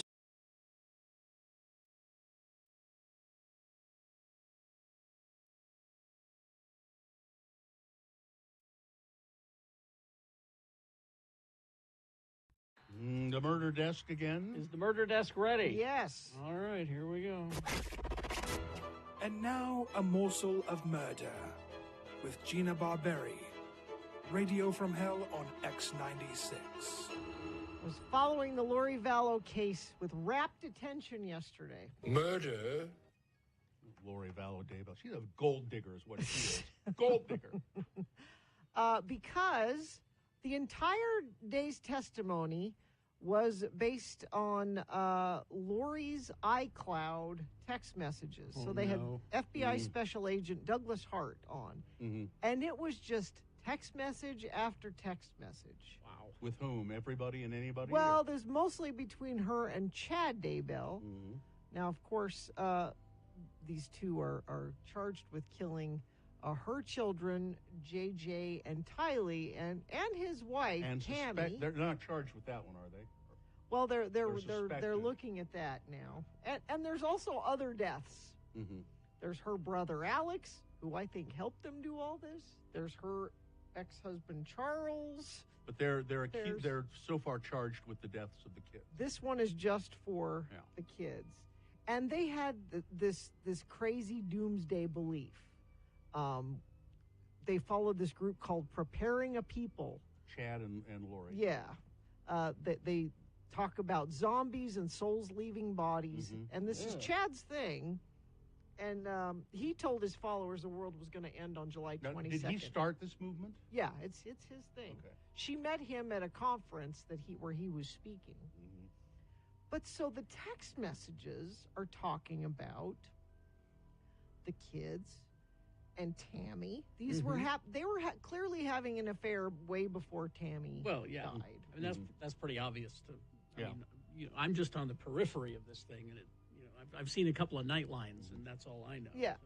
So Chad, one of his texts told Lori that he was instructed by God or whoever, to focus his efforts on a demon that was inhabiting Tylee, and the demon's name was Hillary.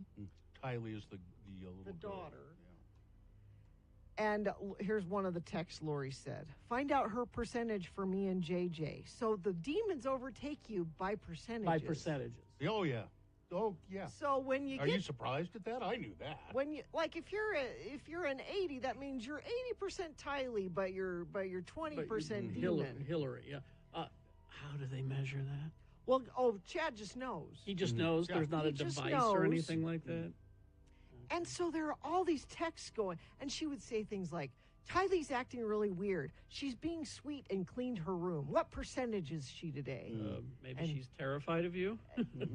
And she said, this totally is not seeming like her. So she said that, and then Chad said, yes, she's been switched. Uh-oh. Which means it's time to get rid of her. So that's 100% Hillary. Yeah. And not Tylee anymore. Yeah. I mean... Just on his say. Yeah. Well, he knows. He's written books. Oh, well. I mean, they are talking about, is it time to take them out? Mm-hmm. Is it time? Do they say that? Yeah. Let's see here. Let me see if Lori said, do you think there's a perfectly orchestrated plan to take the children, or do we just have to wait for it to be carried out? And Chad says, there's a plan. You're doing everything right. I'll let you know. Then Chad says, they're surrounded by relatives, terrestrial relatives who are obstacles. I'm so sick of it. I can't wait for this to be done. Obstacles. Mm-hmm. Scientologists call those suppressives. But then there's like relationship-y, like arguing things. Like Lori's mad at Chad, so she's not answering his texts.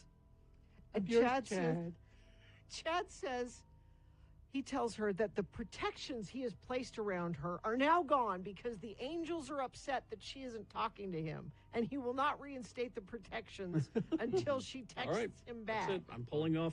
Yeah, the spell's gone now.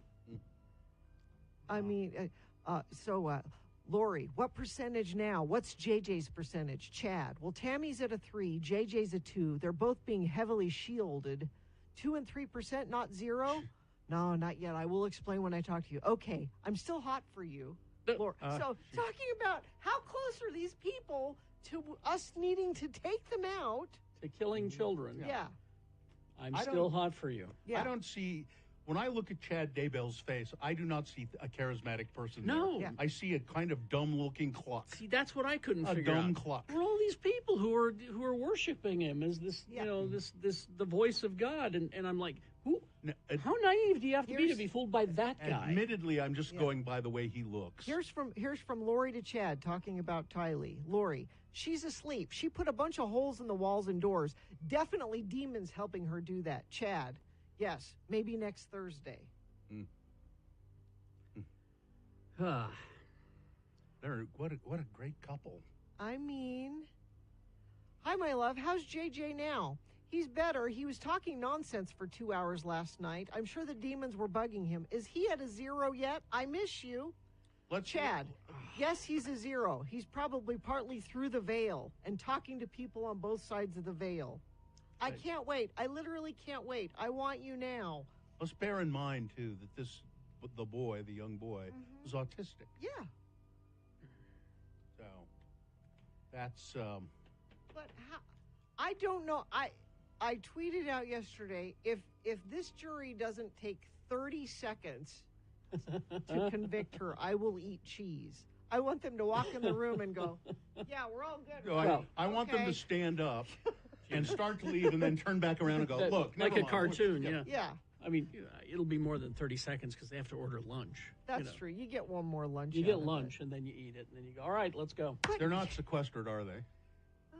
I don't know. think they are. But casually talking about, as soon as they get to a 0, we'll take them out because they're. And the way they justify it is, well, they're demons. We were doing them a favor. The real JJ is already on the other side of the veil, so That's we're right. not really killing him. We're killing a demon. Makes it easier to kill your kids. What I don't know is if at this point her defense can be, well, clearly she's crazy. Like, I don't think they're putting forward that defense. Like, she believes that. They both believe this, that demons are It would taking over? actually probably be harder to charge them if they actually believe this stuff. Well, I think they do. Rather than the insanity defense. Yeah. I mean, no, I think they believe it. I think it would be easier to, not charge them, but to get them off the hook if they actually believe this. Well, they actually believe these They do. I think they do believe it, or did. Yeah, I don't know, but it was, rapt attention I had yesterday just reading text message after text message. You do that while you were folding laundry? Yeah. Here's a... Maybe? Yeah, it's been a while. Could be. Been a while. Could be. Okay, it's 9:07. Let's get to the boner recap. This is the Fat Jack's Burger Emporium boner recap, as a matter of fact. And we have a prize from Fat Jack's Burger Emporium, which is what, Gina? $25 gift certificate from Fat Jack's Burger Emporium, located at 206 Southwest Temple in Salt Lake. Handcrafted, made to order, 100% natural, lovingly local burgers. Fat Jack's is focused on providing you with the freshest, most sustainably sourced products possible. Fat Jack's UT for more. Now, Brandon and Sean, hang on, because if Tiana gets it wrong, we're going to go to you. It's the boner recap. It's Tiana, is that correct? Yes, I believe. Hello. It is. Hi, Tiana. How are you Hi. today? Are you good? I'm fine. I'm just. Of course you are, Tiana. Tiana, I'm going to read the boner candidates to you. There are only 3 of them. And of the 3, 1 is a winner. You tell me who the winner was. Here we go. Number 1. MTG brings porn to the proceedings. That's Marjorie Taylor Greene bringing photos of a naked Hunter Biden engaging in sexual activity, bringing it to a IRS whistleblower hearing. These photos had nothing to do with the hearing whatsoever, other than Hunter Biden is the object of the inquiry into the IRS thing. But not, it had nothing to do with his being naked. The object is embarrassment. Yeah, That's had nothing to do with him being. Yeah, you're right. I mean, it had nothing to do with him being there and being naked. If she'd brought in pictures of him evading his taxes, maybe that'd be one thing. But so that was, in fact, number one. Then we move on to boner candidate number two. Oops! This is an emergency slide somehow becoming detached from an airplane flying over Chicago and falling from the plane and hitting a home in Chicago. Oops.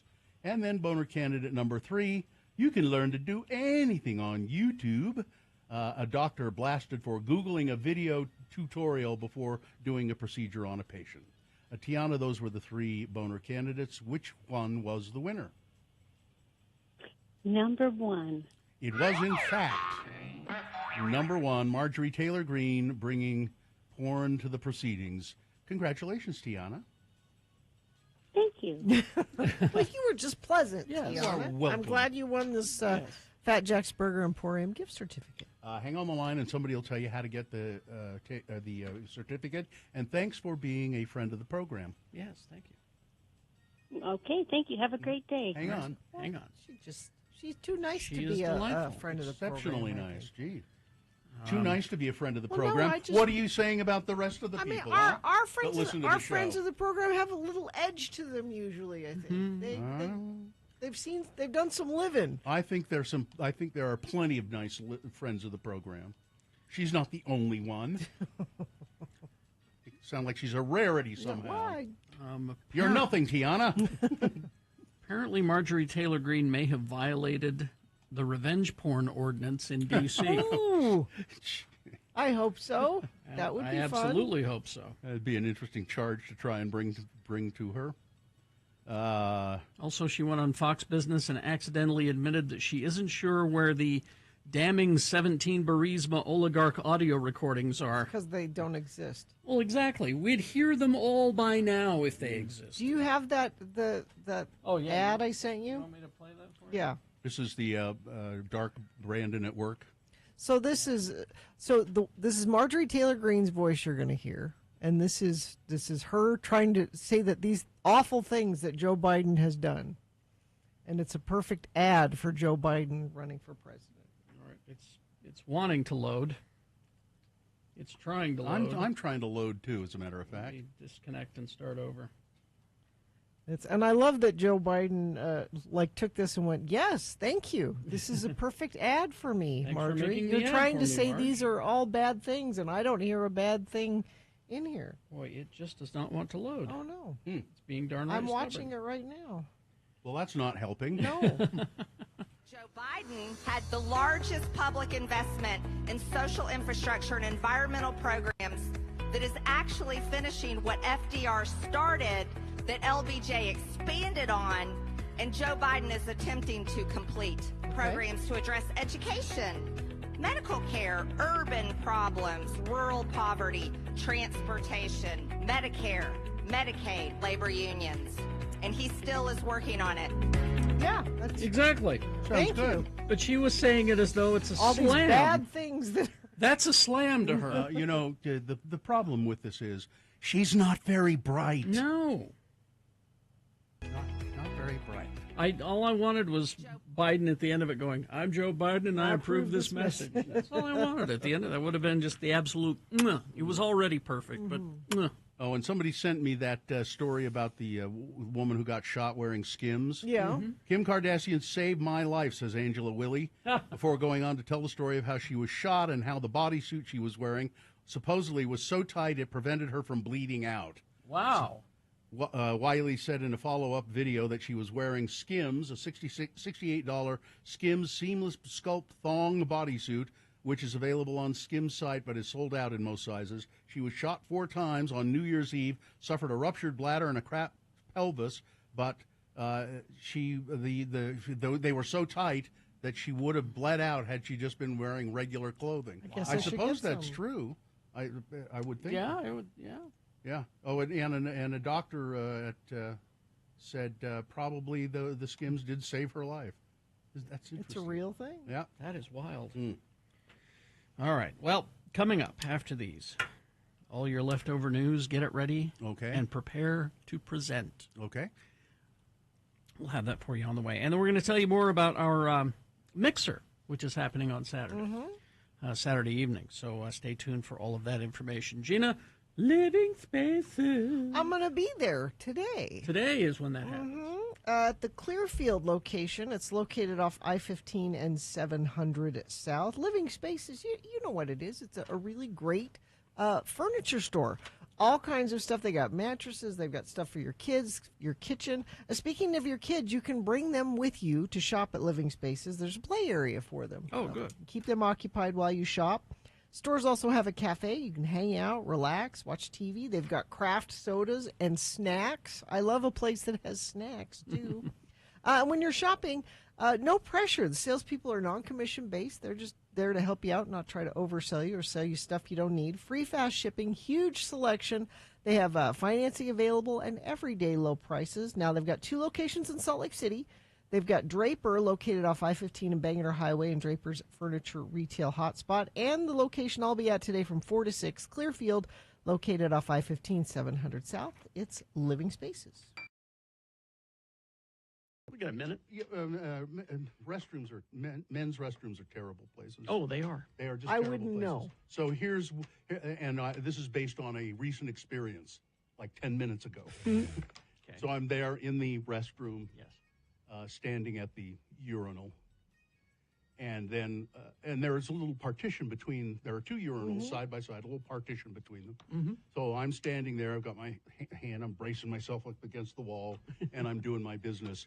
And somebody comes in, and I don't see who it is, and stands. It goes to the urinal to the right of me, and the first thing that happens is I hear, shoo. And then as I'm standing there, and whoever it is standing there, and part way into his business, I hear, oh man, really? Oh, really? Yeah. Oh. You know, you don't have to make those noises. You know. And I'm just standing there going. Now, by this time, I am completely done, but I don't move. No, I'm going to wait for that person to be done and leave the restroom. Which I did. As soon as I heard the hand washing was over and the door opened, I went and washed them. I'm happy that he's enjoying the experience. I guess. So much. I guess. I don't think I vocalize when I. Certainly not. Maybe I do. I don't know. I'll have to check next time. But I certainly wouldn't do it if somebody else was in there. I don't know, because I purposely stay out of the bathroom if someone's already in there. If I open the door and I see somebody in there, I'll turn around and I'll leave. That's what I do too. Because I like to have my privacy. But you do vocalize every morning, and I keep thinking, should I ask if he's okay? Oh, when I first come in? When you get here, I know. There's a lot of sighing. And I keep thinking to myself, should I ask if he's okay? Yeah, you're right. I know I do that, and there is a reason. To be very honest, I am in considerable pain. I'm sorry. That's the reason. Okay, And then I won't ask. I have my back is not treating me well, and that's pretty much what it is. I'm sorry to hear that. But I mean, I'm like when I'm sitting here, you're fine. Just pretty much. You know, it's just. But when if I've been moving and walking into the room and carrying my bag, and it's like, we need to get you a porter. A porter. Well, listen, that'd be nice. Porter. That'd be nice. Where do we get a porter? You know, I'm tempted to start. When I go to the grocery store, I always, even if I can get one item, I get a cart because I can lean on the cart and use it. I'm tempted to start using those little. The electric scooters? Yeah, the little one you drive around the store. That'd be fun. And I could. That's what they're there for. I mean, you've got a pass, right? Yeah, I mean, I have a handicapped pass for my car. We go. But you don't need that for the. I don't think they just even take it. Here. I don't know. I feel weird doing it though. That's what they're for. I need to get a little exercise. I think that if you're going to do it, but commit to it. Yeah. And when you go past somebody, go, wee. Or if there isn't one there, complain to the management. Complain to the management. There you go.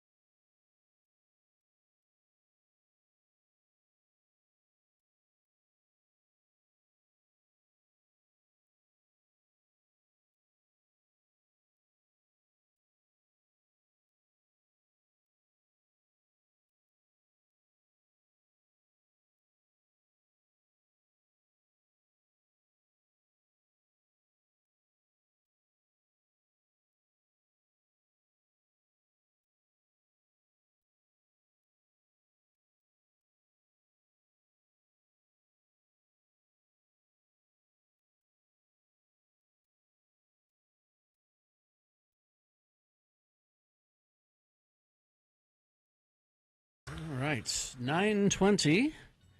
Present your leftover news. Brought to you by Festival favorites for Utahns for free. Sundance Film Festival. Local Lens is bringing a series of free film screenings July 26th through the 29th to theaters and outdoor venues in Salt Lake City, Park City, West Valley, Oakley. View the lineup and reserve your seat at sundance.org/local-lens. Dateline, Wilton Manors, Florida. When Alicia Griggs steps outside of her suburban Fort Lauderdale home, Florida's latest invasive species comes a-hopping down the street. Uh-oh. Lionhead bunny rabbits. Bunny rabbit? The bunnies, which sport an impressive flowing mane around their heads, want the food Griggs carries, but she also represents their best chance of survival and moving where this domesticated breed belongs, inside homes away from cars, cats, and hawks. Florida heat and possibly government exterminators as well. Griggs is spearheading efforts to raise the $20,000 to $40,000 it would cost for her to rescue, for her rescue group to capture, neuter, vaccinate, shelter, and then give away the estimated 600 to 100 lionhead bunny rabbits now populating Janata Isles, an 81-home community in Wilton Manors. They are descendants of a group of backyard breeders illegally let loose when she moved away 2 years ago. They really need to be rescued, so we've tried to get the city to do it, but they're just dragging their feet, Griggs says. They think that if they do that, then they'll have to get rid of iguanas and everything else that people don't want around. Oh, I see. Monica Mitchell, whose East Coast Rabbit Rescue would likely lead the effort, said capturing, treating, and finding homes for them is not an easy process. Few veterinarians treat rabbits, and many prospective owners shy away when they find out how much work the animals require, particularly their need for a special diet. Wilton Manors is giving Griggs and other supporters time to raise money and relocate the bunnies rather than exterminate them, even though the city commission voted in April to do just that after receiving an $8,000 estimate from a trapping company. Special diet? Don't they just have carrots and lettuce? Isn't that? I don't know. You have to give them some other stuff too, pellets, and I don't remember. I had a bunny living in my house for a while. Researchers are explaining more than 3 years into the pandemic, many Americans still have yet to become ill from COVID-19. Me right here. Researchers are trying. That's right. Yep. Researchers are trying to find out why a virus has sent millions of people to hospitals and also killed a lot of people. Why others haven't become sick at all. Well, the answer might be due to genetics. According to a group of researchers, including ones from the University of North Carolina at Charlotte and the University of California, San Francisco, the answer could be due to genetics. Researchers focused on a group of genes called human leukocyte antigens. Do I have those? I don't know. According to researchers at, I'll do a blood test on you later. Okay. According to researchers at UNC Charlotte, those genes act as codes used by the immune system to separate healthy cells from those infected with viruses and bacteria. The researchers wondered what role the genes might play in the body's immune response to COVID-19. The study enrolled 29,947 people early in the pandemic who were unvaccinated at the time. Now, what they found was those who have a certain genetic variant were much more likely to remain asymptomatic, even when testing positive for COVID. It would be unlikely for me to be lucky in this instance. But that's fascinating, isn't it? Isn't it? They don't have any symptoms, and yet they test positive because they think it's because these leukocytes are saying, "Yeah, COVID, just stay in the background there. We're not going to let you make this person sick." They hypothesized those with this variant had memory T cells against a specific particle of COVID-19, despite not having direct exposure to the virus. It sounds to me like this could also lead to some sort of really good fight against COVID in eradicating it. So speaking of Florida, as we were just a moment ago with the bunny story, this is now the second insurance company to do this. I believe it was Farmers and now AAA Insurance cutting their losses in Florida and dropping property insurance customers. AAA said some policyholders are about to receive non-renewal notices. The company didn't say how many people will be impacted, but their concern is because of mainly in the most hurricane-prone areas of Florida. They're saying we won't insure property there anymore. It was Farmers, I think, that did it just recently as well. This is great news for people in Illinois. Cash bail is going to be eliminated. Really? People awaiting trial in Illinois will soon no longer need to come up with cash bail. The Illinois Supreme Court upheld this week a 2021 law that eliminated the cash bail system. Someone's experience with the criminal justice system should not vary based on their income level, said Illinois Attorney General Kwame Raoul, who defended the act. The Attorney General added that people awaiting a trial are presumed innocent. The SAFE-T Act is a broad law aimed at reforming the criminal justice system in Illinois. Raoul notes that the plaintiffs took aim at cash bail reform, but did not challenge other parts of the law, which address use of force standards for police officers and requiring the reporting of in-custody deaths and adding mental health experts who can respond to people in crisis. I'm pleased but not surprised the Illinois Supreme Court has upheld the constitutionality of the SAFE-T Act, Raoul said. So, and cash bail is it's just a money-making business. I mean, what it is. And bail bonds people are, doing well off people's misfortune. And if you don't have any money at your disposal, you rot in jail. So that doesn't seem fair, does it? Not really, no. The court ignored the pleas of nearly every prosecutor in the state of Illinois, Democrat and Republican, that the elimination of cash bail will put dangerous criminals back on the street instead of keeping them in jail or forcing them to post cash bail as they await trial. Raoul, however, notes that individuals can still be held in jail prior to their trial if they are deemed a public threat or a flight risk. So, okay.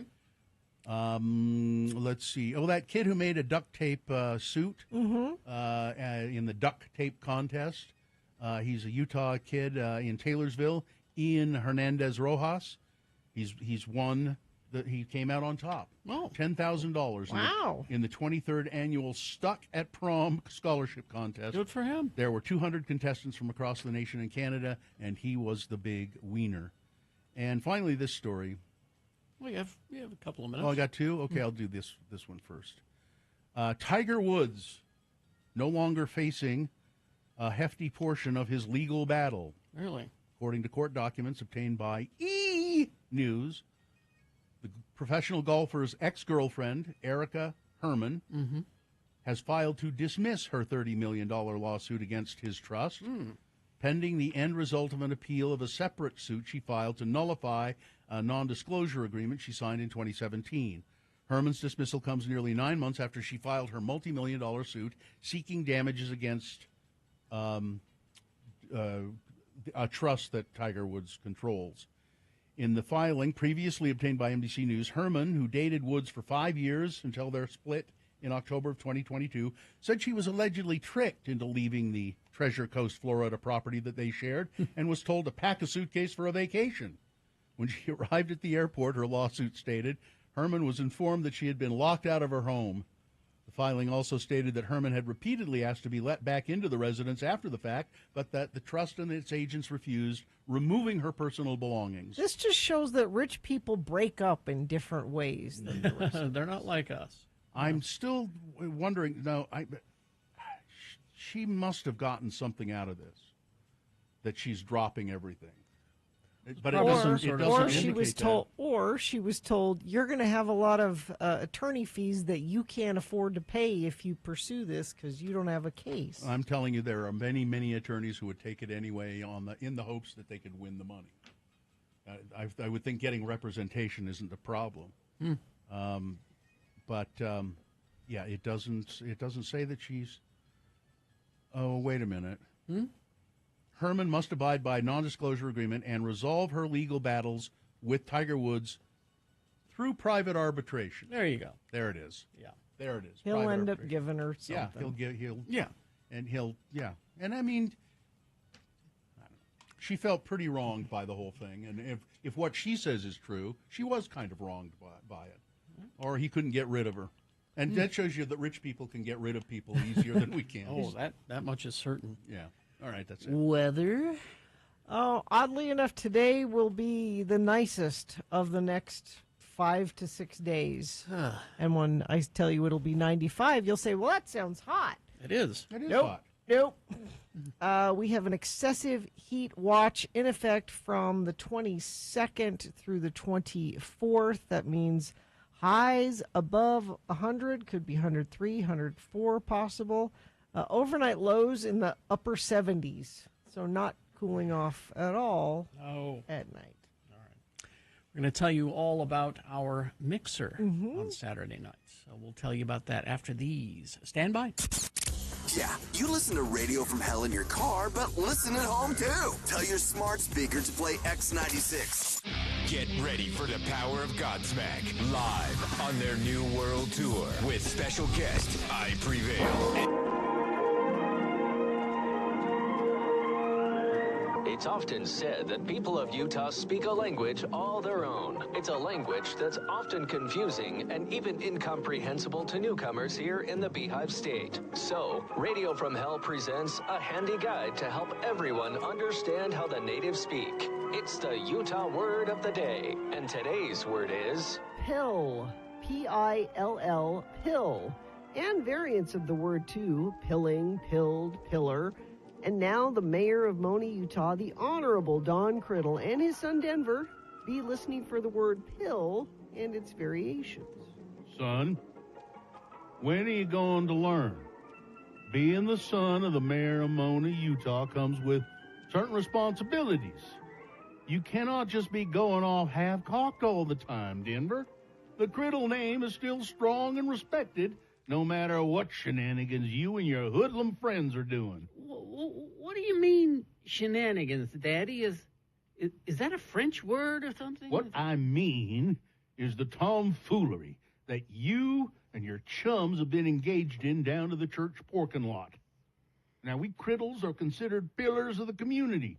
We can't be associated with the ruckus that you boys have been committing. I ain't sure what tomfoolin' ruckus you're referring to, Daddy. What did we do? When I say ruckus and church parking lot, what does that suggest to you, son? I'll tell you what it suggests. You and your hoodlum chums that you and your mother and I have warned you to stay away from was creating a bunch of noise and such down to the ward parking lot late at night. There's neighbors around that ward house, Denver. And when you send them, when you and them ne'er-do-wells you run with, them boys from up to Payson, start burning rubber in the parking lot at 2 a.m., well, folks are going to complain. Oh, I know, Daddy. I'm sorry. It don't look good for the mayor's son, me, Denver Criddle, to be doing that kind of thing, does it? I'm really sorry. Well, I know that you know better, son. So why was you with them boys pilling out in the parking lot? I just got carried away, Daddy. Phil and Paul come down from Payson in Paul's new muscle car, and Phil said, "You want to see Paul's car burn rubber? You can really make it peel out." If we hadn't been drinking Mountain Dew, I would have said no, but, well, like I said, I got carried away. I understand, son. Nothing makes you feel more manly than a high-performance engine and the smell of burning rubber. Mm-hmm. There's a great appeal to pilling out, especially when you're young. I remember when I was 30.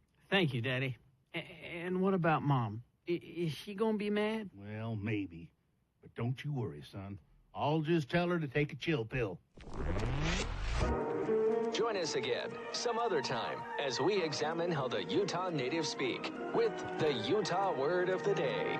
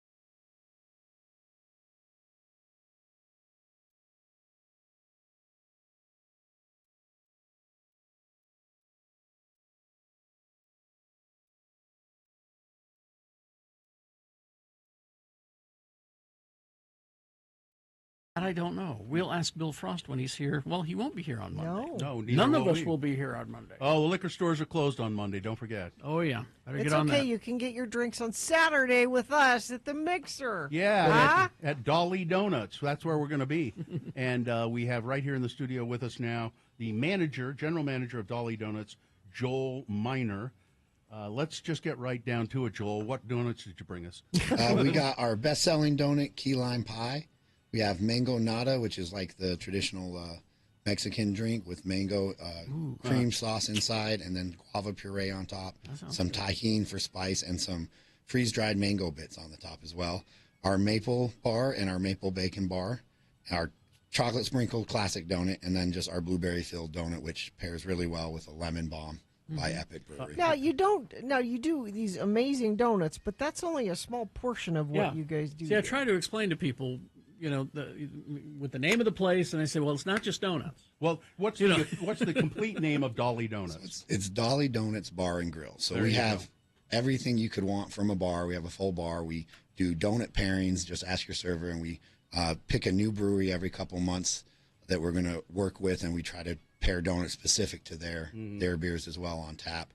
And then we have wings, hamburgers, smash burgers, a bison burger, and we're actually going to be introducing a new menu soon that introduces deli sandwiches, soups, and a donut special as well. Oh, man. You guys do so much. And the bar is a full bar. You get cocktails and... Yeah, we have 2 cocktails. We have a Dolly Dreamsicle, which is a play on the classic creamsicle ice cream, a little orange flavor. And then we have not enough fizzies out here in Utah, so we have Dolly's Fizzy Nightmare, which is the counter to that and has the fresh egg white fizzy cured with a little lime juice on top. And it's cranberry orange juice and some rum, and it goes really well. Okay, I got to have one of Yeah, those. fizzes are not, they're really not that well known out here. But you use the egg white, and what's the classic, the gin fizz? The gin fizz, yeah. Yeah, that's a classic one. And Now, we're having the mixer Saturday from 5 to 7, and we're inviting. It's show up. All ages. You don't have to be 21 to come to Dolly Donuts, and you just show up 5 to 7. And there's a special, right? Yeah, we're going to have a special X96 donut. It's a surprise flavor. And we might even make it a mystery flavor competition. A mystery flavor. That sounds fun. See who can guess it 1st. Mm-hmm. Excellent. And then you get a free donut if you buy like an entree, a burger, and a. Right. We'll have for the 5 to 7. We'll have the free donut if you buy any entree. Any entree. And then we also have our combo specials and our daily specials available as well. So. Now I'm interested in the bison burger because I ate bison for the very first time a couple of weeks ago. I had a bison steak. Ribeye, and I was just blown away by how good it is. I don't know why I've never had bison before, so the bison burger I'm kind of intrigued by. Yeah, the bison burger is a nice, I believe it's a 7-ounce patty, and then we just put lettuce, tomato, onion on there, and then our Dolly sauce goes on top as well. Dolly sauce. What is Dolly sauce? Well, can you tell us? The closest way I could describe it it's a secret. Yeah, it is kind of a secret recipe. But it's closer to like a fry sauce with a little bit more mustard and spice. Okay. Yeah. I'm intrigued. A little tartar. And then we do have a new sauce that's going to be on the new menu. It's going to be Dolly's Mesquite Maple Mustard. And that one is going to be hopefully one of our signature sauces. And if people like it, we want feedback because I'd love to sell that. All right. So here we go. We're going to have the mixer this Saturday, 5 to 7. That's just 2 days away. We haven't given the address. No, it's that's- 3245 South State Street in Salt Lake. It's right by the movie theater. Yeah, we're right behind the movie theater. We have a big sign with an arrow that says Dolly Donuts. It looks like a old diner sign. But yeah, we have beer, we have donuts, we have alcohol. Don't let the sign fool you. So you could go see Barbie and then walk right on over and Or say, you, hey. you could come to Dolly's, have a few drinks, and then walk on over to the And theater. then go. Yeah.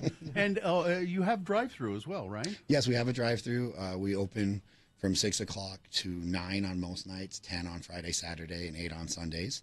We're currently closed Monday, but for those of you who want Mondays back, August 7th, that Monday, we're going to be open again on Mondays at 6 a.m. to 9 p.m. If you just want to drive through and be part of the mixer, you can do that, I guess. Just make sure you mention that's why you're here in the drive-through. I'm looking forward to this. It's going to be great. 5 to 7 this Saturday. And again, what's the address, Gina? 3245 South State. And now we need to eat donuts. Yes. I want the chocolate cake one. I know. I knew you would. I'll be adventurous and try something else. Okay. That mango nata is really good if you want to be adventurous. Yeah. I'm okay. I'll dive in. There goes Gina. All right. There she goes. Let's see here. What do we got? I don't know. What's that one? That's the mango nata one. It's okay. I'll go for it. I'll go key lime then. All right. Well, we will take. I'll get it here in a second. We will take a break. And we will be back to crawl towards the exits after these. Don't miss Utah is for Lovers July 21st at Granary Live in downtown Salt Lake. Featuring Alkaline Trio, 4 years strong.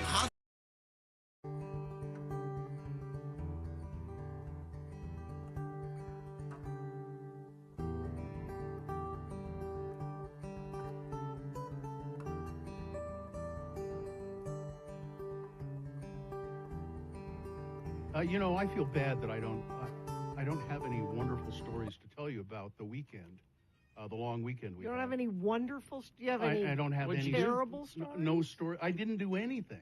You didn't do anything? No. I went to dinner. Where'd you go to dinner? Table X. Did they do the thing where they tell you a paragraph about everything on the? Well, I mean, it wasn't a paragraph, but it was. It's a detailed description. Of everything that I had. I think I would find that annoying. It was kind of interesting, actually. I mean, they've cut it down from a paragraph apparently to just a Couple of sentence or lines, so. yeah. To we get this from here, and that was delicious. Did you do anything? Well, my husband was fishing. Oh, that's right. He went on a fishing trip. That's what he said. Sure. Well, I'm going fishing, I'm honey. going Doink, fishing. doink. And I'm like, it's really cold. You're really going fishing? Yes.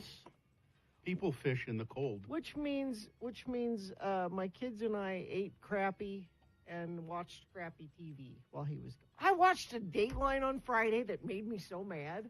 Why? Because they got it wrong. They got it wrong? They never get it No, wrong. I mean, why did you watch Dateline? Because my husband was fishing. I already told you. So it was Footprints in the Snow was the title of it. And it was about this girl that was abducted from her house, like back in the 80s. Mm-hmm. Did you watch it, Carrie? No. Oh.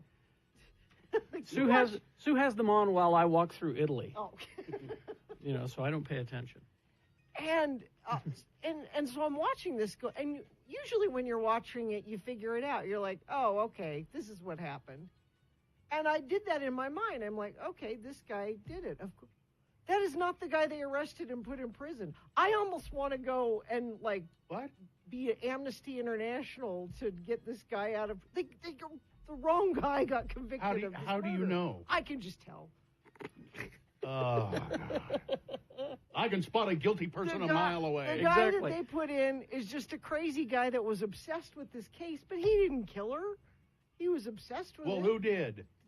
Well, conveniently, the guy died of a drug overdose many years ago, so they can't get him. So they got to get somebody. Yeah. I was so upset. I'm like, they got the wrong guy. Wouldn't you rather them arrest somebody than never solve it? I am thinking this I is think a that's case what you should do. This guy's a crazy weirdo. We may as well put him in prison instead of nobody in prison. You want to leave the you want the family to be satisfied that you've done something. Exactly. So if you don't know who it is, just arrest somebody and put them in jail. Let's arrest that guy. He's been bugging people. Exactly. Yeah, that kind of thing. Oh, no, wait. Gina. Uh-oh. You need to listen. Is there a podcast about this? Sue says there's a podcast about it. They did get the right guy. Are you sure? That's what the podcast says. So Because I think it was because she knows what you're talking about. I think it was the druggy son that lived across the street. And I think she felt initially the same way, but then she looked into it. Well, so there you go. So everything's fine. I trust your wife. Your wife looks into these things. Well, but I thought you could just tell, Gina. So I watched that, and then I also watched... She knows better than the police, I watched the documentary about the Sarah Lawrence cult. Yes. Oh, yeah. Mm-hmm. This is the kids, the college kids, that one of their dad came and started sleeping on the couch there, and then he, started a cult with these kids. Mm-hmm. Yeah. I watched part of a documentary. Jeff Bridges. Yes. Narrating, and it was the story of Creedence Clearwater Revival. Jeff Bridges. And oh yes, I saw that one. And it was so boring, I shut it off about halfway.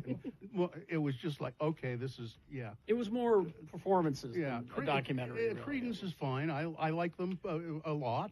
They were very popular. They were very successful, but it was just boring. That was because that footage was never seen before. Right. And that's why it was special. I didn't even get to the footage at the Royal Albert Hall. Yeah. I didn't even get to that. That was leading up to that, and then it was just pretty much a concert. Right. So and that's why. Well, and it was pretty much them singing songs up to that time. I thought, well, why do I want to watch them sing those songs over again at the Royal Albert Hall? I just don't want to watch it, so I shut it off. And I watched Hello Tomorrow with Billy Crudup. It's on Apple. That's and the one Carrie was excited about. It's got that. It's like it's in the 50s or 60s, but then there's all this space age stuff too. Well, it's the future that we were told we were going to have. Robots to walk our dogs, and cars float now, and we have jetpacks. Yeah, all that stuff. And it's really cool looking. Unfortunately, the story seems a little thin. Well, they're stretching I just it. Watched they're one. stretching it out a bit is the problem. They need to get to the point. Yeah, I mean, I can tell something dark is going on. I like Billy Crudup in it. He's good. I've forgiven him now for Mary Louise Parker. There's just this great scene where this automated truck pulls up to a house to drop off a package, and it kills this woman. The package does. The truck. The truck backs up into the house. Into the house, backs up over her, drops off the package, and then leaves. And she's there, mangled. But everyone's still, hey, how you doing? The truck, the automated truck was pretty cool too because the windshield was a cartoon stork driving it, but it was, just like a cartoon saying, "Hey, everybody, have a good day. Hi." Okay.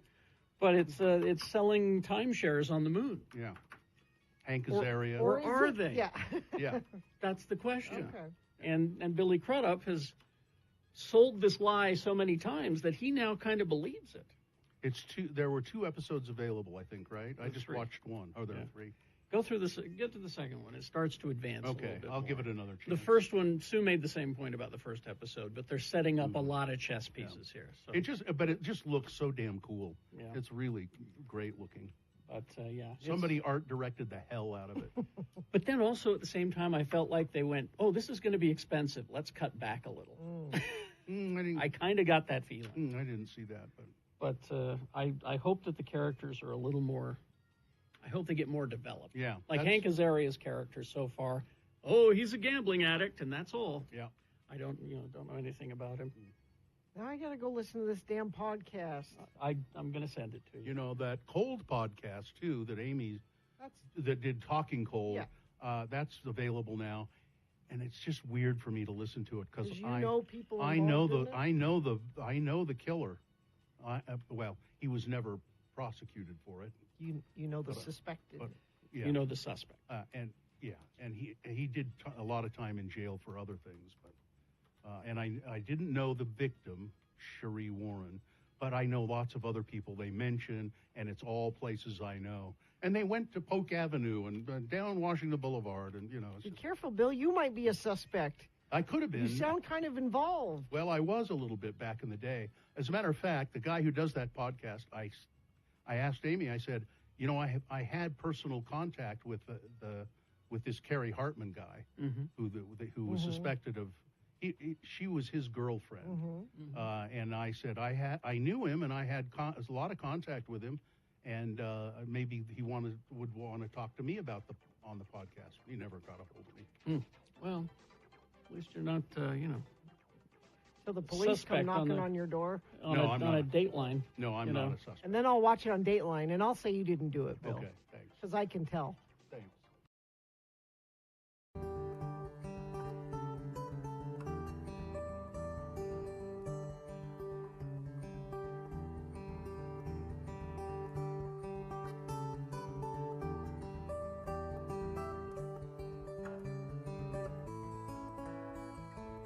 I have to be careful here. Why? Because I'm going to say Depeche Mode, it's no good. But it's quite good. It's excellent. You don't mean that Depeche Mode isn't good. That's not what you mean. Well, you just say, that's Depeche Mode with... It's no good. The song is... quite good. But no, the song is It's No Good. It's not quite good. That's the problem. Yeah. What? That's Who's on first? Exactly. Yeah. I'm glad you're back, Carrie. Are you gonna go home and nap, or are you just gonna power I'm through? gonna stay up. Power through. If I nap, then I'll. You're all off. I'll be all off. Yeah. Exactly. If I can just collapse in bed at 7 tonight, and just stay out until 3, I'll be back. Hopefully. That's the way I do it every day. Just collapse. in Collapse. bed. Yeah. But not at 7. You don't go to bed at 7. No, I collapse. I collapse when I just can't take it anymore. See, I have this horrible thing when my husband isn't home and my kids are out doing things. You're by yourself? Yeah, and I can't go to sleep until they're home. Yes, you can. No, I can't.